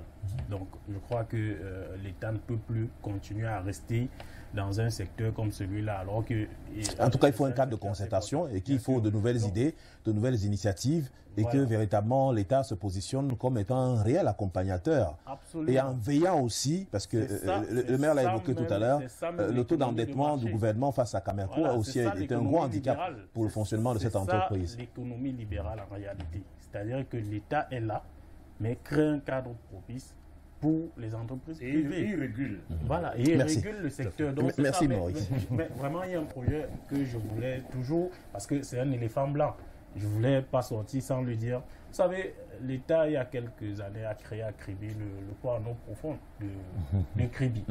Voilà un projet également qui est un gros éléphant blanc aujourd'hui, dont on n'en parle pas, parce que je voulais aussi dire que ça se retrouve dans le même cadre que Camerco aujourd'hui, parce que le projet du port en eau profonde de Kribi était guidé par deux choses. D'abord, l'exploitation du fer de Balam, c'est-à-dire les minerais, l'acheminement des minerais qui devait donc conduire à la rentabilité de ce port-là. Mais aujourd'hui, en réalité, on a un port qui est terminé, mais il n'y a pas de quai. Vous comprenez? Et le géant minier qui était là, Rio Tinto Alcan, est parti à cause de la corruption que nous connaissons tous. Et le chemin de fer n'a pas c'est une autre thématique. On va en parler forcément. Il n'y a pas de chemin de fer et justement, les minerais ne sont pas exploités. Non, mais il y a des réponses. On en parlera dans une prochaine émission. Nous sortons la thématique, monsieur le maire. C'est toute une thématique. Oui, on va en parler très bientôt, forcément. C'est vrai que les projets du Cameroun ne sont pas toujours maturés comme on l'aurait souhaité. C'est vrai, mais ce soir, parlons de la Camerco. Le souhait de tout Camerounais normal, et moi je pense en faire partie, c'est de voir une compagnie. Moi je ne dis pas compagnie nationale absolument, je dis une compagnie aérienne desservir le Cameroun. Maintenant, je dis c'est un tout. Si vous ne gérez pas la corruption, vous ne gérez pas le tourisme, vous ne gérez pas, la compagnie ne va servir à rien. Donc il faut assainir l'environnement de manière que Camerco, de demain, c'est pas moi, ça va s'appeler X ou Y, que ça puisse fonctionner. Mais au-delà de ça, il faut savoir que le ciel est dangereusement concurrentiel. Si le Cameroun va rester là pour gérer ses entreprises à la camerounaise, ça ne marchera jamais. Il faut qu'on sache que, au-delà des facteurs endogènes dont j'ai parlé tout à l'heure, il faut se mettre face à la concurrence internationale. Et savoir que vous n'avez pas fermé le ciel à Air France, vous n'avez pas fermé comment vous appelez, aux compagnies qui fonctionnent. Pour se frayer un chemin aujourd'hui, il faut être sérieux. On ne peut pas continuer à confier le conseil d'administration aux gens qui ne perdent rien. Je dis, si la seule perte d'un membre du conseil c'est là en prison, ça ne sert à rien. La perte d'un DG, c'est d'aller en prison. Il faudrait bien qu'on confie les entreprises à ceux qui mettent de l'argent. Parce que si on privatise, et quand l'État, grâce à ces 51,49, continue à nommer un DG, qui sera dans sa tête, diplôme de la même école, on va encore tomber dans le même traquenard. Il faudrait qu'on repense à Camerco si nous voulons une vraie compagnie. Merci. Et si nous voulons encore un taxi qui va aller de Bafoussam à Garoua, il n'y a pas de problème. Et surtout qu'on cultive aussi derrière l'État le paiement de la dette vers la compagnie nationale qui pourrait être créée alors si on vient à maintenir. Si vous avez des privés à la tête de la Camerco, l'État payera. Et justement, c'est ça qu'il s'agit et que le sentiment nationaliste peut se permettre davantage de rentabiliser la compagnie et réussir surtout le pari des dessertes locales, parce qu'on ne peut pas réussir à ne pas desservir localement certaines zones du Cameroun et penser plutôt à l'international où la concurrence se fait de plus en plus ressentir. L'autre point assez intéressant, c'est aussi de voir comment réduire la fréquence des vols de certaines compagnies sur le Cameroun. Vous avez des compagnies aériennes qui font 2 ou 3 fréquences de vol par jour sur le Cameroun. Camerco n'a pas le temps de travailler. Et lorsqu'on sait encore que peut-être c'est une seule fréquence de vol qui pourra permettre d'être une compagnie qui peut c'est ça, il faut que ce soit attractif. Donc justement, tout est à faire et à parfaire, mais en incrustant le secteur privé dans la gestion de la compagnie nationale avec un droit de regard de l'État du Cameroun. On pense que tout pourrait aller pour le mieux. D'ailleurs, le chef de l'État a eu la volonté d'y mettre encore la somme de 15 milliards de francs CFA, sa bonne volonté. Et surtout qu'il faut qu'il y ait des hommes travailleurs, patriotes, et que justement les Camerounais aussi puissent avoir confiance dans cette compagnie parce qu'on sait que l'un des défis majeurs, c'est la régularité des vols, c'est la ponctualité et surtout c'est l'accueil au sein des agences de Camerco. Madame, monsieur, merci. Merci de rester avec nous sur... on peut se rentabiliser à travers le cargo. C'est un autre point assez intéressant.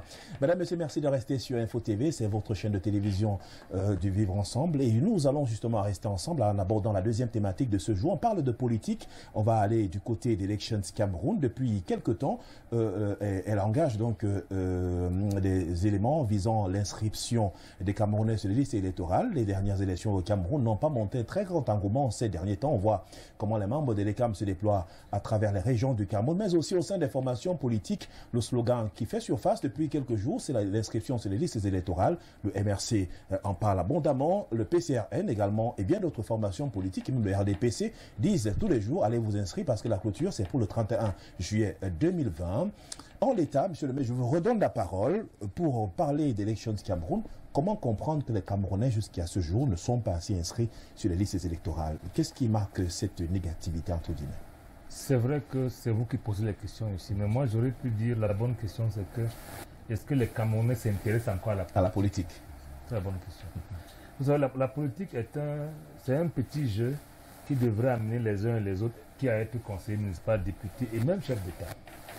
Lorsque vous avez l'impression, je parle d'impression, que ça ne sert à rien, qu'on peut arriver autrement et qu'habituellement on arrive autrement, que les sièges sont répartis. C'est une impression. Hein? En ce moment-là, les gens, ceux qui pensent autrement ne s'y intéressent plus. Donc la bonne réponse est qu'il faudra rassurer le peuple commun que leur vote peut servir à quelque chose. Lorsqu'ils seront rassurés, le vote est un instrument de souveraineté également, ils vont s'inscrire. Mais les gens ne vont pas s'inscrire tout le temps, presque pour rien. Il s'agit de ça. Maintenant, ça ne dédouane pas les partis, parce que dans tous les cas, ceux qui veulent arriver au pouvoir de façon démocratique, et le pouvoir, c'est par palier, hein, il faudra bien que l'instrument qu'on appelle le bulletin de vote puisse servir à quelque chose. Et dans ces conditions, il faudra que chaque jour de sa vie, un parti amène les électeurs à s'inscrire. Est-ce que ça ne nous renvoie pas aux problèmes qui sont soulevés par les formations politiques de l'opposition, au cas de la révision mais c'est de ça que je vous passe. Si le Cameroun est certain qu'en votant, ça va servir à quelque chose, ça veut dire quoi? C'est-à-dire interpeller aussi les pouvoirs publics. Qu'est-ce qui peut rassurer quelqu'un? C'est-à-dire, je prends un cas, vous ne pouvez pas avoir ce où les gens savent ce qu'ils ont voté, ils ont d'autres personnes qui sont à la tête. C'est arrivé souvent. Il faudra que... Mais lorsqu'on a des doutes sur le système entier, qu'est-ce qu'on fait? On se rassoit et on arrive à un consensus politique qui amène à mettre sur pied un système électoral fiable. Fiable veut dire auquel tout le monde ou bien la majorité croit. Mais l'ECAM, beaucoup de gens n'y croient pas. Et l'ECAM qui est l'arbitre appartient à un parti politique, il faut le dire clairement. Vous ne pouvez... moi je prends mon cas. Si militant de l'UPC que je suis, je deviens président de l'ECAM, est-ce que ma démission de mon parti suffit pour rassurer le peuple camerounais? Non. Il y a des gens qui n'ont pas affiché leur militantisme qui peuvent servir. Chacun passe quelque chose comme vote. Mais on peut prendre les non-militants qui sont affichés. Vous ne pouvez pas prendre quelqu'un qui était hier président de section d'un parti politique pour en faire le patron de l'ECAM et demander aux gens d'y croire. Ce n'est pas possible. Donc l'ECAM n'a pas vocation à encourager les gens à s'inscrire. Maintenant, comme l'ECAM ne fait pas son travail, parce que l'ECAM n'est pas programmé pour faire son travail, il faudra que les partis politiques sachent qu'il y a deux façons d'arriver au pouvoir. Dans tous les cas, même si une loi est tellement mauvaise, nous pouvons créer une masse critique qui amène les gouvernants à changer de loi. Et c'est ça que les questions aujourd'hui. Merci, monsieur le maire Benoît Vedieu. C'est vrai que c'est un pied de nez. Alors, disons plutôt, c'est une balle. Je vais te démentir que cette section n'est pas celle de l'ECAM aujourd'hui. En tout cas, il y a quand même des ramifications avec ce parti politique, comme vous l'avez d'ailleurs indiqué, ce qui peut tout de même être à la base de ce que certains jeunes aujourd'hui ne s'inscrivent pas, parce que lorsqu'on les rencontre dans les rues au Cameroun, ils indiquent clairement que nous savons déjà quels sont les résultats. On n'a pas comme l'impression qu'il y a une certaine liberté et que notre vote sera pris en compte. D'aucuns sont ancrés dans un système de marchandage d'ivoire. Lorsqu'on sait parfois que d'aucuns réussissent à voter, même si on a interdit de sortir avec les bulletins des candidats, ils se retrouvent à l'extérieur. Par quel miracle Dieu seul sait, après une certaine contribution, ils rentrent finalement chez eux. Est-ce que ces jeunes qui ne veulent plus aller aux élections, qui sont quelque peu découragés, même ces personnes âgées, est-ce que ce n'est pas parce que la crédibilité en elle-même n'y est plus réellement? Oh, vraiment, l'ordre de distribution de parole, monsieur Serge Bonger, vous avez vraiment... cet ordre a été bien réfléchi. Passer d'un ancien élu à un nouveau élu. C'est notre métier. Je voulais vous dire tout simplement, seulement, monsieur le maire, a parlé d'une impression qu'une partie des Camerounais se ferait. S'il y a cette impression, c'est que c'est la conséquence de la psychose que créent les acteurs politiques au quotidien auprès des Camerounais. Je ne crois pas que ce soit ça une vraie raison, une raison pour laquelle on peut s'abstenir de s'inscrire sur une liste électorale. Parce que Monsieur le maire, je viens de le dire, a été voté. A été empêché d'aller au vote par l'ECAM, n'oublie pas ça. Et l'ECAM nous a bien empêché d'aller aux élections. Je parle de l'ECAM. Ça c'est un autre dossier. C'est le même dossier. C'est le même dossier. Nous restons dans l'inscription sur c'est le même dossier. J'ai dit, et l'ECAM a empêché d'aller aux élections. Monsieur le maire, certainement, oui. Certainement, si vous étiez allé à l'ECAM, vous serez encore élu. Si quand vous avez validé vos dossiers, vous serez encore élu. Non, pour vous dire tout simplement, je crois que voir le problème avec l'ECAM, RDPC, ceci, je dis non. Ah bon. Ce qu'il faut quand même le dire, c'est que, contrairement à ce que les gens pensent, lorsqu'une masse veut un véritable changement, ils s'inscrivent sur les listes électorales. Ils se renseignent pour savoir là où il y a les camps pour s'inscrire. Ça, c'est une première chose. Je crois que même ceux qui ont quand même fait des recherches là-dessus pourront vous dire, lorsqu'on a un taux d'abstention à l'élection, un taux de recul à l'inscription, cela n'est pas dû à ce que vous appelez les codes électoraux et tout ça. Parce que tous les jours, on peut amender une loi, refaire le code électoral. Si voilà, depuis le 1er janvier, l'ECAM, conformément à son article 74 alinéa 2, a relancé les inscriptions qui prennent fin le 31 août. Alors, vous ne vous inscrivez pas. Et vous, les acteurs politiques, vous expliquez cela par le fait qu'on n'est pas sûr de son vote, on n'est pas sûr du code électoral. Et si, entre-temps, on amende la loi, celui qui ne se serait pas inscrit, va-t-il pouvoir exercer son vote? Je peux vous aider à répondre que non. C'est pour dire tout simplement que ça, c'est une raison qui ne tient pas. Je crois tout simplement que si vous pouvez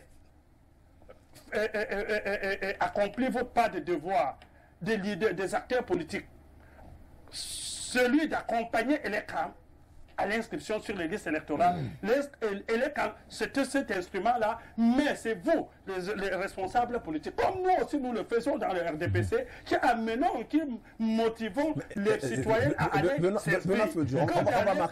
On va marquer une petite pause, juste la question de savoir, est-ce que les personnes qui sont en charge de la gestion du système électoral au Cameroun, il n'y a pas quelque chose à leur reprocher? Parce que lorsqu'on regarde la plupart de ces cadres qui sont là, c'était des militants hier. Le patron de l'ECAM, est-ce qu'à ce niveau-là, ça n'interpelle pas les uns et les autres de comprendre davantage qu'on devait plutôt faire les efforts dans ce sens de trouver des personnes qui sont totalement neutres, pourquoi pas, pour gérer cet organe achat de l'organisation des élections au Cameroun? Monsieur Serge Bonger, je vais vous dire qu'aucune œuvre humaine n'est parfaite. De ce côté-là, il peut avoir... l'œuvre peut nécessiter une perfection. Mais je vais vous dire, nous ne pouvons pas nous accrocher que là. Et je vais prendre un seul exemple pour illustrer cela. En 92, au Cameroun, il y a eu un vote massif des populations camerounaises. Ce vote n'était pas à l'avantage du RDPC, qui est mon parti. Le RDPC a dû faire des alliances pour pouvoir gouverner. Le RDPC, au fil du temps, a réussi à reconquérir cette population-là. Pourquoi? Tout simplement, ça s'explique tout simplement que l'offre que le RDPC a présentée était dans tous les cas meilleure que ce que les autres ont présenté. Parce que il y a une chose qui est simple. Nous avons besoin d'analyser les offres de 3 candidats. Même si le meilleur offre n'atteint pas la limite des offres attendues, nous prendrons quand même le meilleur en laissant les autres. C'est de ça qu'il est question. Et en 92, c'est pour ça que je voulais prendre cet exemple, c'est carrément l'administration qui organisait les élections au Cameroun. On est passé donc de 92, après la tripartite, on a aménagé le système, le système général de l'élection, aller de l'ONEL 1 à ONEL 2, à l'inscription biométrique. Pour dire tout le monde, pas seulement le parti de l'opposition, mais nous aussi, dans le RDPC, nous sommes aussi en train de souhaiter que de plus en plus, que le système devienne encore plus aisé et plus fluide pour tout candidat. Mais qui est les parce allègements, qu'en fait, en tout cas. il n'y a pas un candidat qui est bien. Parce que si je prends juste un exemple, Pour sortir, hein, pour sortir. Oui, de serait-ce que des difficultés qu'on connaît pour monter un dossier, n'est-ce pas, soit de conseiller municipal ou de député. Ce n'est pas une, cette difficulté n'est pas connue que par l'opposition. C'est connu par tous les acteurs politiques. Ça veut dire que s'il y a amélioration, c'est tout le monde qui en profite. Mais cessons, n'est-ce pas, de chercher les causes là où ça ne se trouve pas, alors que c'est nous-mêmes qui créons. On vous a suivi, on vous a suivi. Hein. Maurice Kemou, sur la question fondamentale aujourd'hui, votre parti politique a appelé depuis, d'ailleurs c'est un slogan finalement chez vous, à l'inscription sur les listes électorales. Est-ce que vous avez le sentiment aujourd'hui que beaucoup de jeunes vous suivent, ou alors il y a des griefs à l'endroit de cette opération que vous-même vous menez sur le terrain? Écoutez, moi je pense que le parti État, bon, le RDPC et les CAM et l'administration, c'est la même chose. Parce que nous avons payé les frais de cette alliance qui est entre les trois là en 2013. Vous savez, en 2013, le professeur Maurice Kamto, candidat député, a eu 100 000 voix à Yaoundé. C'est-à-dire notre liste a eu 100 000 voix à Yaoundé, mais on n'a même pas eu un seul député à l'Assemblée nationale. Je crois qu'on a un code électoral aujourd'hui qui est conflictogène et qui n'est pas de nature à ce qu'on ait après des élections un calme apaisant. Donc je crois que quand on dit qu'on est un parti qui est fort, un parti qui gagne les élections normalement, un parti qui est bien structuré, on n'a pas besoin d'avoir peur de réviser le cadre électoral pour le bien de tous. Aujourd'hui, la loi n'est pas consensuelle. Parce que les questions, votre question c'est, qu'est-ce qu'il faut aujourd'hui que les gens ne partent pas s'inscrire? Mais la réponse est dans la loi. Quand, par exemple, le code, vous dites que s'il y a élection et qu'il y a contentieux, on va au Conseil constitutionnel ou à l'ECAM. C'est le procès verbal de l'ECAM qui fait foi. Ça veut dire le même procès qu'on m'a remis, qu'on vous a remis, nous arrivons devant l'ECAM. Ils sont différents. Si c'est différent et que nous deux, c'est le même, mais c'est pour l'ECAM qui fait foi. Bon, qu'est-ce que vous auriez proposé par exemple à ce niveau? Mais on a fait tellement de propositions depuis 2014. Quand notre député Soublaza est arrivé à l'Assemblée nationale, c'est la première proposition de loi qu'on avait faite. Il faut réviser tout le système électoral. D'abord le code électoral. Passer une élection de 2 tours, il y a tellement de choses à réviser là qu'on ne va pas passer la soirée dessus. Mais il faut dire tout simplement, aujourd'hui les jeunes ne s'intéressent plus parce que les dés sont biaisés. Il faut créer un cadre de confiance et cela passe par la révision du système électoral dans son entièreté. C'est-à-dire l'ECAM, le conseil électoral et la loi électorale. En tout cas, votre souhait, c'est que tous les partis politiques puissent être associés à la mise en route, à la mise en forme de tout ce qui concourt à l'organisation des élections. Absolument, c'est ça qui sera consensuel. Forcément, votre point de vue n'est pas celui des autres panélistes qui pensent que si les jeunes ne s'inscrivent pas, c'est parce que de part et d'autre, il y a des manquements qui observent. Et justement, derrière cela, la contrainte ou alors la retournelle de ce qu'on met sur pied, c'est qu'il y a beaucoup de jeunes, le jour du vote, qui sont plutôt 2-0, d'autres sont allés dans des surprises parties, et c'est le lendemain qu'ils sont surpris de savoir que non, hier, on a pourtant voté. En effet, vous voyez, le processus est un processus de 3 étapes. Première étape, on s'inscrit.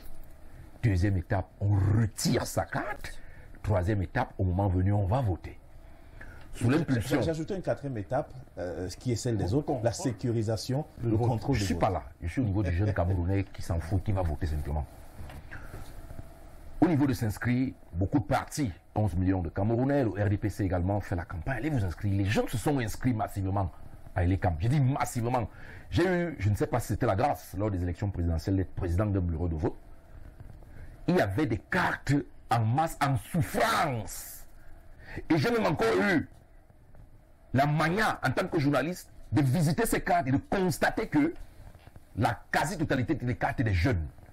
Et j'ai encore eu une autre expérience, c'est que les gens qui venaient voter sous la pluie avaient un certain âge, le 3e âge. Je vais vous rejoindre, monsieur le maire, qui estime que justement, les jeunes ont perdu cet appétit parce que d'aucuns estiment que les dés sont pipés à la base. D'autre part, toujours en tant que journaliste, je me suis retrouvé une fois au club Camptel dans un meeting du RDPC. Et un autre jour, à l'hôtel de ville, dans la salle du cercle municipal. Pendant que le monsieur qui était en train d'haranguer les foules parlait, certains jeunes ont applaudi, et un autre jeune du RDPC qui était à côté de moi a dit, si qui applaudit là, c'est ceux qui travaillent déjà. Allons donc interroger le militantisme juvénile au Cameroun. Il est focalisé sur quoi? Est-ce la conviction d'un parti politique? Est-ce la recherche d'un intérêt subséquent encore que quand on va en politique, c'est naturellement pour aller chercher un intérêt? Mais est-ce que l'intérêt ici n'est pas parce que viens dans le RDPC si tu es sûr que tu peux trouver le travail au Cameroun? Parce qu'on tient le jeune sur l'emploi au Cameroun. On tient le jeune sur l'emploi. Est-ce que forcément tous les jeunes... Je vous dis, si demain matin vous voulez avoir 800 jeunes à Info TV à 6 h, écrivez-là, offre d'emploi. Vous ne spécifiez pas. J'ai dit 800 jeunes de Foulan seront ici demain matin. Donc on tient les jeunes en liesse. Beaucoup donc dans le souci et l'espoir de trouver un emploi se sont inscrits. Par la force des choses, on compris que ça pouvait donner, on retirait les cartes. Et par la force des choses, on compris que ça avait cuit, on refusait d'aller voter. C'est de ça qu'il est question. Alors re-questionnons peut-être le chemin social politique camerounais. Est-ce qu'aujourd'hui on est sûr à 98,98% que les résultats qui sont donnés à la base sont les vrais résultats? Certainement non. Pourquoi? Parce que le RDPC, par exemple, est dans son rôle. C'est normal. Vous voulez qu'à la tête des RECAM, on manga du MRC, ça sera difficile. C'est le parti conservateur qui, ma foi, utilise toutes les voies légales et illégales pour se consolider et conserver davantage. Mais maintenant, en face, il y a d'abord une opposition qui est fébrile, qui s'est laissée entourlouper par la force du plus fort. Et en face, il y a cette population qui, ma foi, est abandonnée elle-même comme Victor Anoyada, qui a compris que ça a cuit. Parce que du moment où vous dites... C'est peut-être ce qui explique le faible taux de participation. Je vous dis que si ça continue, ça sera encore grave avec les échéances à venir. C'est pourquoi je demande parfois même aux militants du RDPC de laisser l'enfumage. Nous voulons même militer pour ce parti. Mais ce sont de dire que Yada a une chemise rouge alors que ma chemise est blanche. Alors que nous savons que la chemise est blanche. Nous savons que le RDPC est dans son rôle de conserver. Mais à un moment, quand vous avez déjà même gagné, travaillez pour que moi, au-delà du discours en fumant, les résultats puissent convaincre ce petit Camerounais qui n'appartient à aucun politique et que ça puisse retenir l'espoir de ceux-là qui se battent bec et ongles pour que l'opposition puisse vivre au Cameroun. Parce que lorsqu'on parle de démocratie, c'est aussi ça. Mais je puis vous dire ici que les dés étant pipés, lorsqu'on va vous dire que au Conseil constitutionnel, il y a un type et que sa femme est députée d'un parti politique à un moment et que quelqu'un vient vous démontrer par A plus B que non, c'est la démocratie, tout va bien. Non, non, non, il faut qu'on arrête avec la sorcellerie. Et je vais encore vous dire plus loin que j'ai encore assisté, là maintenant en tant qu'observateur, au défilé du 11 février où nos partis politiques au pouvoir, ou proche du pouvoir, se bagarrent entre eux, où on a dit qu'on va voir la section qui a plus de militants. On est allé prendre les élèves de l'école primaire qui avaient fini de défiler. On leur a donné les t-shirts. Bon, estampillés d'un parti politique. Ils ont défilé. C'est pour dire que quand vous avez déjà mis un enfant, du coup, moyen de, dans cette logique de quitter ici, alors là, tu auras 1000 francs après le défilé. Vous croyez que quand il aura 20 ans, il peut être un vrai militant? C'est un problème. Merci à nous, Victor. Donc, il faut requinquer l'image politique au Cameroun. Merci. Et le parti pour du pouvoir on a compris tous les leviers. Et surtout donner la possibilité aux jeunes de faire confiance à ces formations politiques, pas forcément à DPC, mais aussi à l'UPC.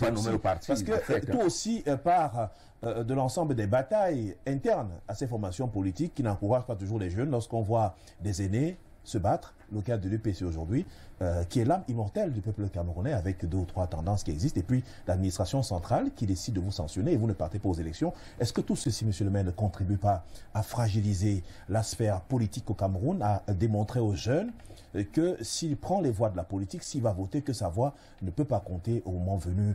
Est-ce qu'on ne peut pas faire autrement pour qu'on puisse redonner confiance à ces Camerounais-là qui veulent bel et bien comprendre que leur vote est pris en compte, pas seulement les Camerounais d'ici, même ceux de la diaspora, et qui puissent sécuriser davantage leur vote et faire confiance à l'organe en charge des élections au Cameroun? Serge Bondé, dans tous les pays du monde, la loi est faite pour régler des problèmes qui sont identifiés. On a identifié un problème. Les jeunes ne s'inscrivent pas. Il faut questionner la loi qui organise les inscriptions. Mais il ne faut pas dire la même chose tous les jours. Je dis encore qu'aucun parti ne peut prétendre qu'il ne va pas faire inscrire les gens et gagner les élections. Mais lorsque vous avez inscrit, que ça ne sert à rien. Je prends un exemple. À quoi servent les lois? C'est argenter la vie entre les Camerounais. Lorsque ceux qui sont chargés de la mise en œuvre des lois les violent et sans être sanctionnés, vous n'allez pas... Je prends un exemple. Lorsque l'ECAM délibérément refuse de lire la loi en matière des patrons qui investissent et se borne à suivre un ministre qui a posé un acte illégal, comment allez-vous convaincre les gens demain que ces mêmes gens de l'ECAM peuvent encore gérer une élection au Cameroun? Il s'agit de ça. Donc l'objectif n'est pas de dire aux gens de passer. Il faut s'inscrire absolument. Mais lorsqu'on est à la tête d'une commune, en sachant d'avance qu'on est l'élu de la minorité, parce que ce qu'on ne dit pas suffisamment, c'est qu'il y a plus d'inscrits en 2020 qu'en 92. Il faut le dire clairement. Donc, les gens s'inscrivent véritablement. Mais les différentes défections de 92 ont fini par décourager même les plus tenaces. Et lorsqu'on est donc chargé de gouverner un pays, on règle les problèmes qui sont identifiés. Nous savons que les gens ne s'inscrivent pas, même ceux qui s'inscrivent ne votent pas. On dit pourquoi? On commence à lire les instruments et les outils qui sont les lois. Lorsqu'on se rend compte que ces lois, fussent-elles les meilleures, ne sont pas partagées par la majorité, qu'est-ce qu'on fait? On ne change pas un peu, c'est la loi qu'on change. Vous allez passer de plateau en plateau, tout le monde vous dire que c'est bien de s'inscrire, c'est bien de voter, c'est bien de contrôler son vote. Mais lorsque les lois qui réglementent tout ça ne sont pas respectées par ceux-là même qui les ont mises en œuvre, il y a un problème. Je ne voudrais pas revenir sur le dossier l'UPC. L'UPC ne connaît pas des... L'UPC est un parti comme les autres, où à l'intérieur, les gens se battent pour arriver à la tête, c'est normal. Maintenant, d'où vient-il qu'à marge de toute loi, qu'un ministre vienne à nommer les responsables dans les partis politiques? Vous ne pouvez pas à la fois nommer les responsables et convaincre les autres à aller au vote.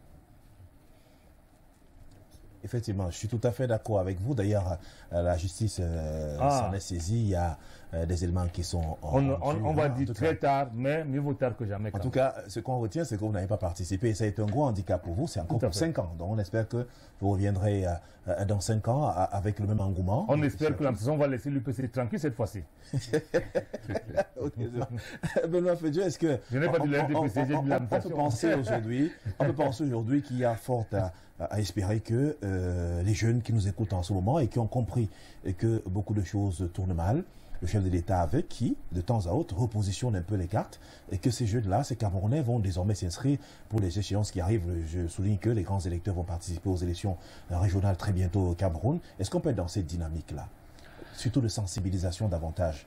Oui, ce n'est que la sensibilisation. Vous savez, je m'évertue à vous dire une chose ici, M. Serge Bondé. Tous les copanélistes peuvent être unanimes sur une idée qu'ils ont fabriquée eux-mêmes. Mais ils ne peuvent pas tromper 25 millions de Camerounais. J'ai bien voulu, comme mon copanéliste, en nous rappelant qu'il était président d'un bureau de vote, qu'il puisse nous dire le mauvais jeu qu'il a constaté de la part du RDPC dans son bureau. Heureusement, lui, il nous a plutôt présenté la situation selon laquelle les jeunes ne sont pas venus voter. Et je dis... Et surtout qu'il y avait des cartes en souffrance. Je le dis exactement que si, en tant que journaliste, vous vous rapprochez des antennes de l'ECAM, vous serez surpris du nombre de cartes de vote qui sont là. Ça veut dire qu'on a mis ici sur la table un leader politique qui a fait le tour du Cameroun avec tout un grand tapage dans les marchés pour faire inscrire les gens. Cela n'a duré que le temps de passer dans le marché et faire inscrire.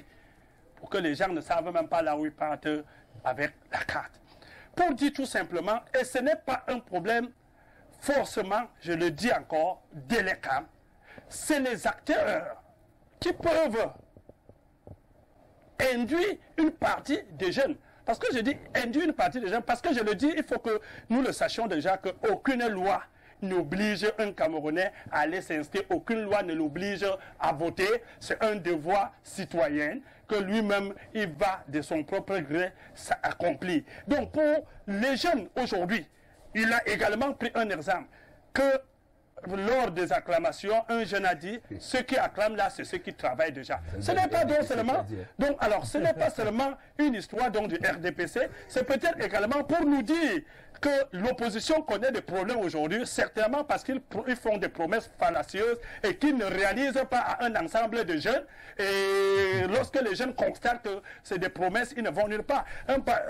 Alors, ils sont obligés de s'abstenir. Moi, j'ai fait tout simplement cette déduction en disant, puisqu'on n'oblige pas des gens à aller s'inscrire, les jeunes, pour une partie, sont instrumentalisés, sont induits en erreur par des acteurs politiques qui leur pompent, n'est-ce pas, toutes ces incantations à longueur de journée, vos votes ne servent à rien. Et j'ai du mal sur ce plateau à comprendre monsieur le maire qui est là, qui n'est pas élu aujourd'hui, juste parce que le traitement de leur dossier a connu problème au niveau de l'ECAM.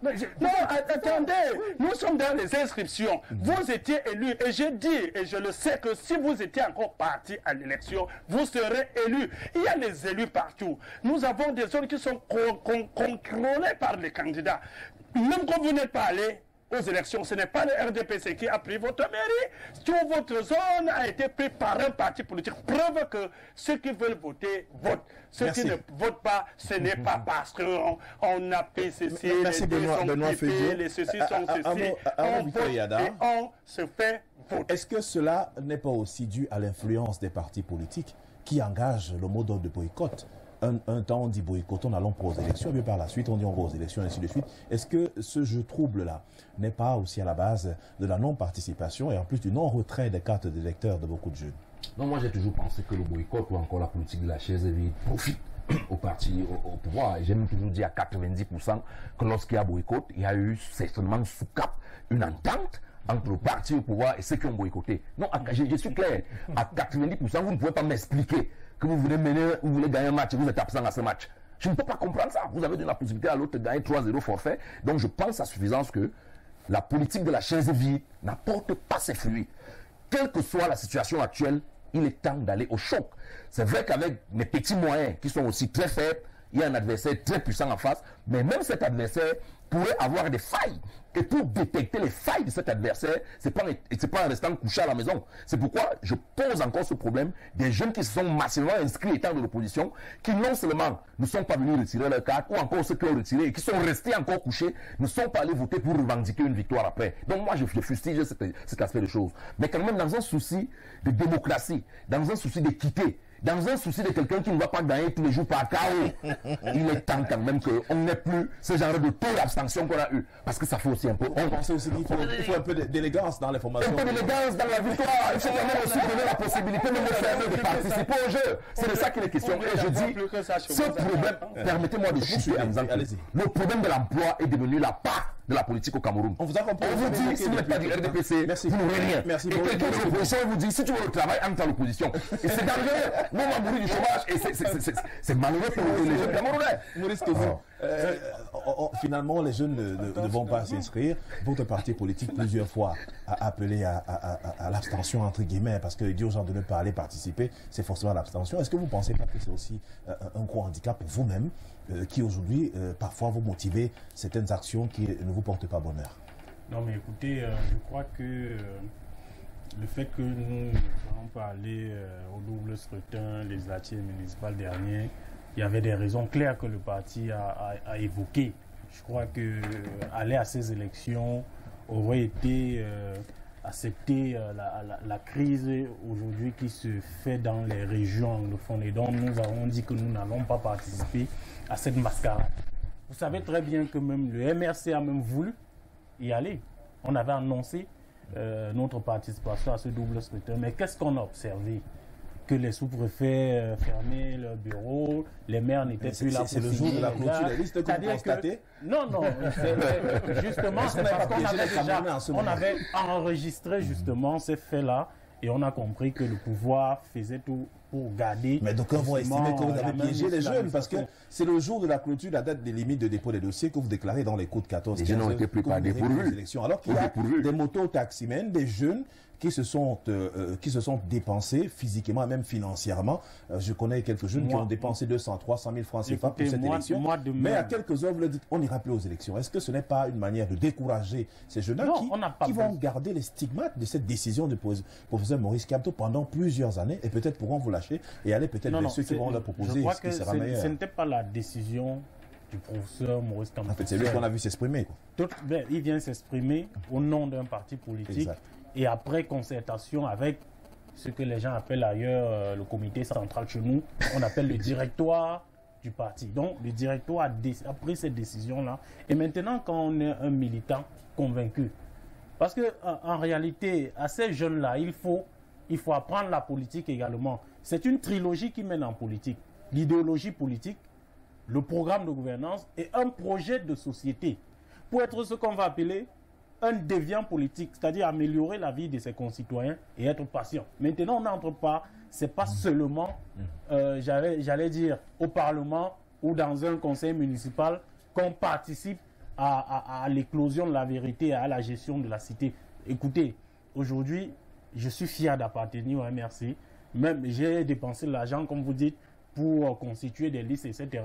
Mais j'ai accepté la décision parce que également faire la politique, c'est être patient. Je crois que les Camerounais comprennent aujourd'hui notre message et comprennent que la vraie opposition, ceux qui veulent vraiment le changement dans ce pays, c'est avec nous autres. Parce que le MRC, vous savez bien, à l'élection présidentielle, même comme ils ont amené cette bandit pour crédibiliser les élections en disant que c'était Amnesty International qui a démenti, même dans ce cadre-là, nous avons quand même gagné les élections à Douala.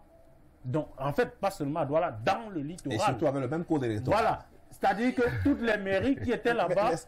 Pour sortir, puisqu'on a souvent entendu des gens dire que non, c'est parce qu'ils n'avaient pas d'argent ou de militants pour constituer des listes. Vraiment, c'est n'importe quoi. En tout cas, le MRC reste serein. Donc, le MRC reste serein. Les jeunes qui ne sont pas allés aux élections la dernière fois sont toujours très motivés. Voilà. Et ont espoir que dans 5 ans, ça ira mieux. Disons dans 4 ans. Voilà. Aujourd'hui, nous sommes dans un contexte où nous pensons, je crois qu'il y a les militants. Ceux qui se plaignent, ce sont des militants opportunisme. Nous autres, nous sommes engagés depuis 2013. Les vrais militants supportent les décisions du parti.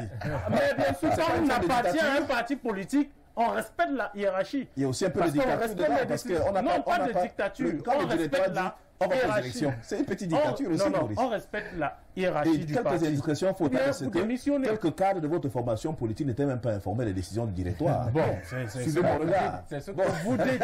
C'est ce que vous dites, monsieur Serge Boni. Mais vraiment, moi, je vais sortir. Merci, cher monsieur. Oui, cher monsieur, nous allons mettre un terme à cette émission. Merci à monsieur le maire. C'est vrai qu'il aurait souhaité ajouter un petit mot. C'est vrai que j'aurais voulu ne jamais parler du MRC. Mais je vais quand même... du MRC, il était mieux pour ne pas aller aux élections. Pour la simple raison que vous ne pouvez pas brandir le hold-up électoral que vous avez gagné au présidentiel et quelques mois plus tard, vous n'arrivez pas à faire au moins le même score. Je pense qu'après calcul fin, ils ont pris la bonne décision et ils sont restés logiques. La deuxième chose, c'est que je pense que le MRC, pour lequel j'ai beaucoup de respect, a cru qu'on pouvait être président de la République en comptant plutôt sur les puissances étrangères. Il y a ça également. C'est une logique insurrectionnelle politique. Mais la dernière chose que je voudrais dire quand même, c'est que le MRC vient d'appeler aux inscriptions sans que la loi ne change. Mais le MRC a également commis une tribune en disant aux gens qu'ils ne doivent pas aller au vote si le problème des anglophones n'est pas réglé. Je voudrais leur dire à cette chose qu'aucun pays au monde n'a réglé définitivement un problème de sécession. Donc, si c'est ça la condition, vous n'aurez jamais au vote. Vivement que la troisième tribune sorte la semaine prochaine pour dire aux gens, dès que les conditions seront, les conditions seront remplies pour que le vote puisse se régler perpétuellement, on ira au vote. Parce que moi, je suis merci. Nous sommes arrivés au terme de l'émission, chers messieurs. Merci infiniment. Nous n'allons pas permettre une élection populaire. Nous allons pas rappeler. Merci à Benoît Afrijo, merci à Moïka Yaga, merci à Maurice Komou, merci à Omer Sylvestre Niak. Madame, monsieur, merci infiniment de nous avoir suivis. C'était la première avec un timing élargi relativement aux thématiques qui sont choisies. Demain est un autre jour. Nous aborderons forcément la question relative au logement sociaux au Cameroun, un véritable serpent de mer. Le mot sociaux, finalement, pour certains, on pense n'a plus de place. Ce sont les logements pour les riches. On en parlera en tout cas demain. D'ici là, portez-vous bien. Merci de rester sur les antennes de Info TV. À demain.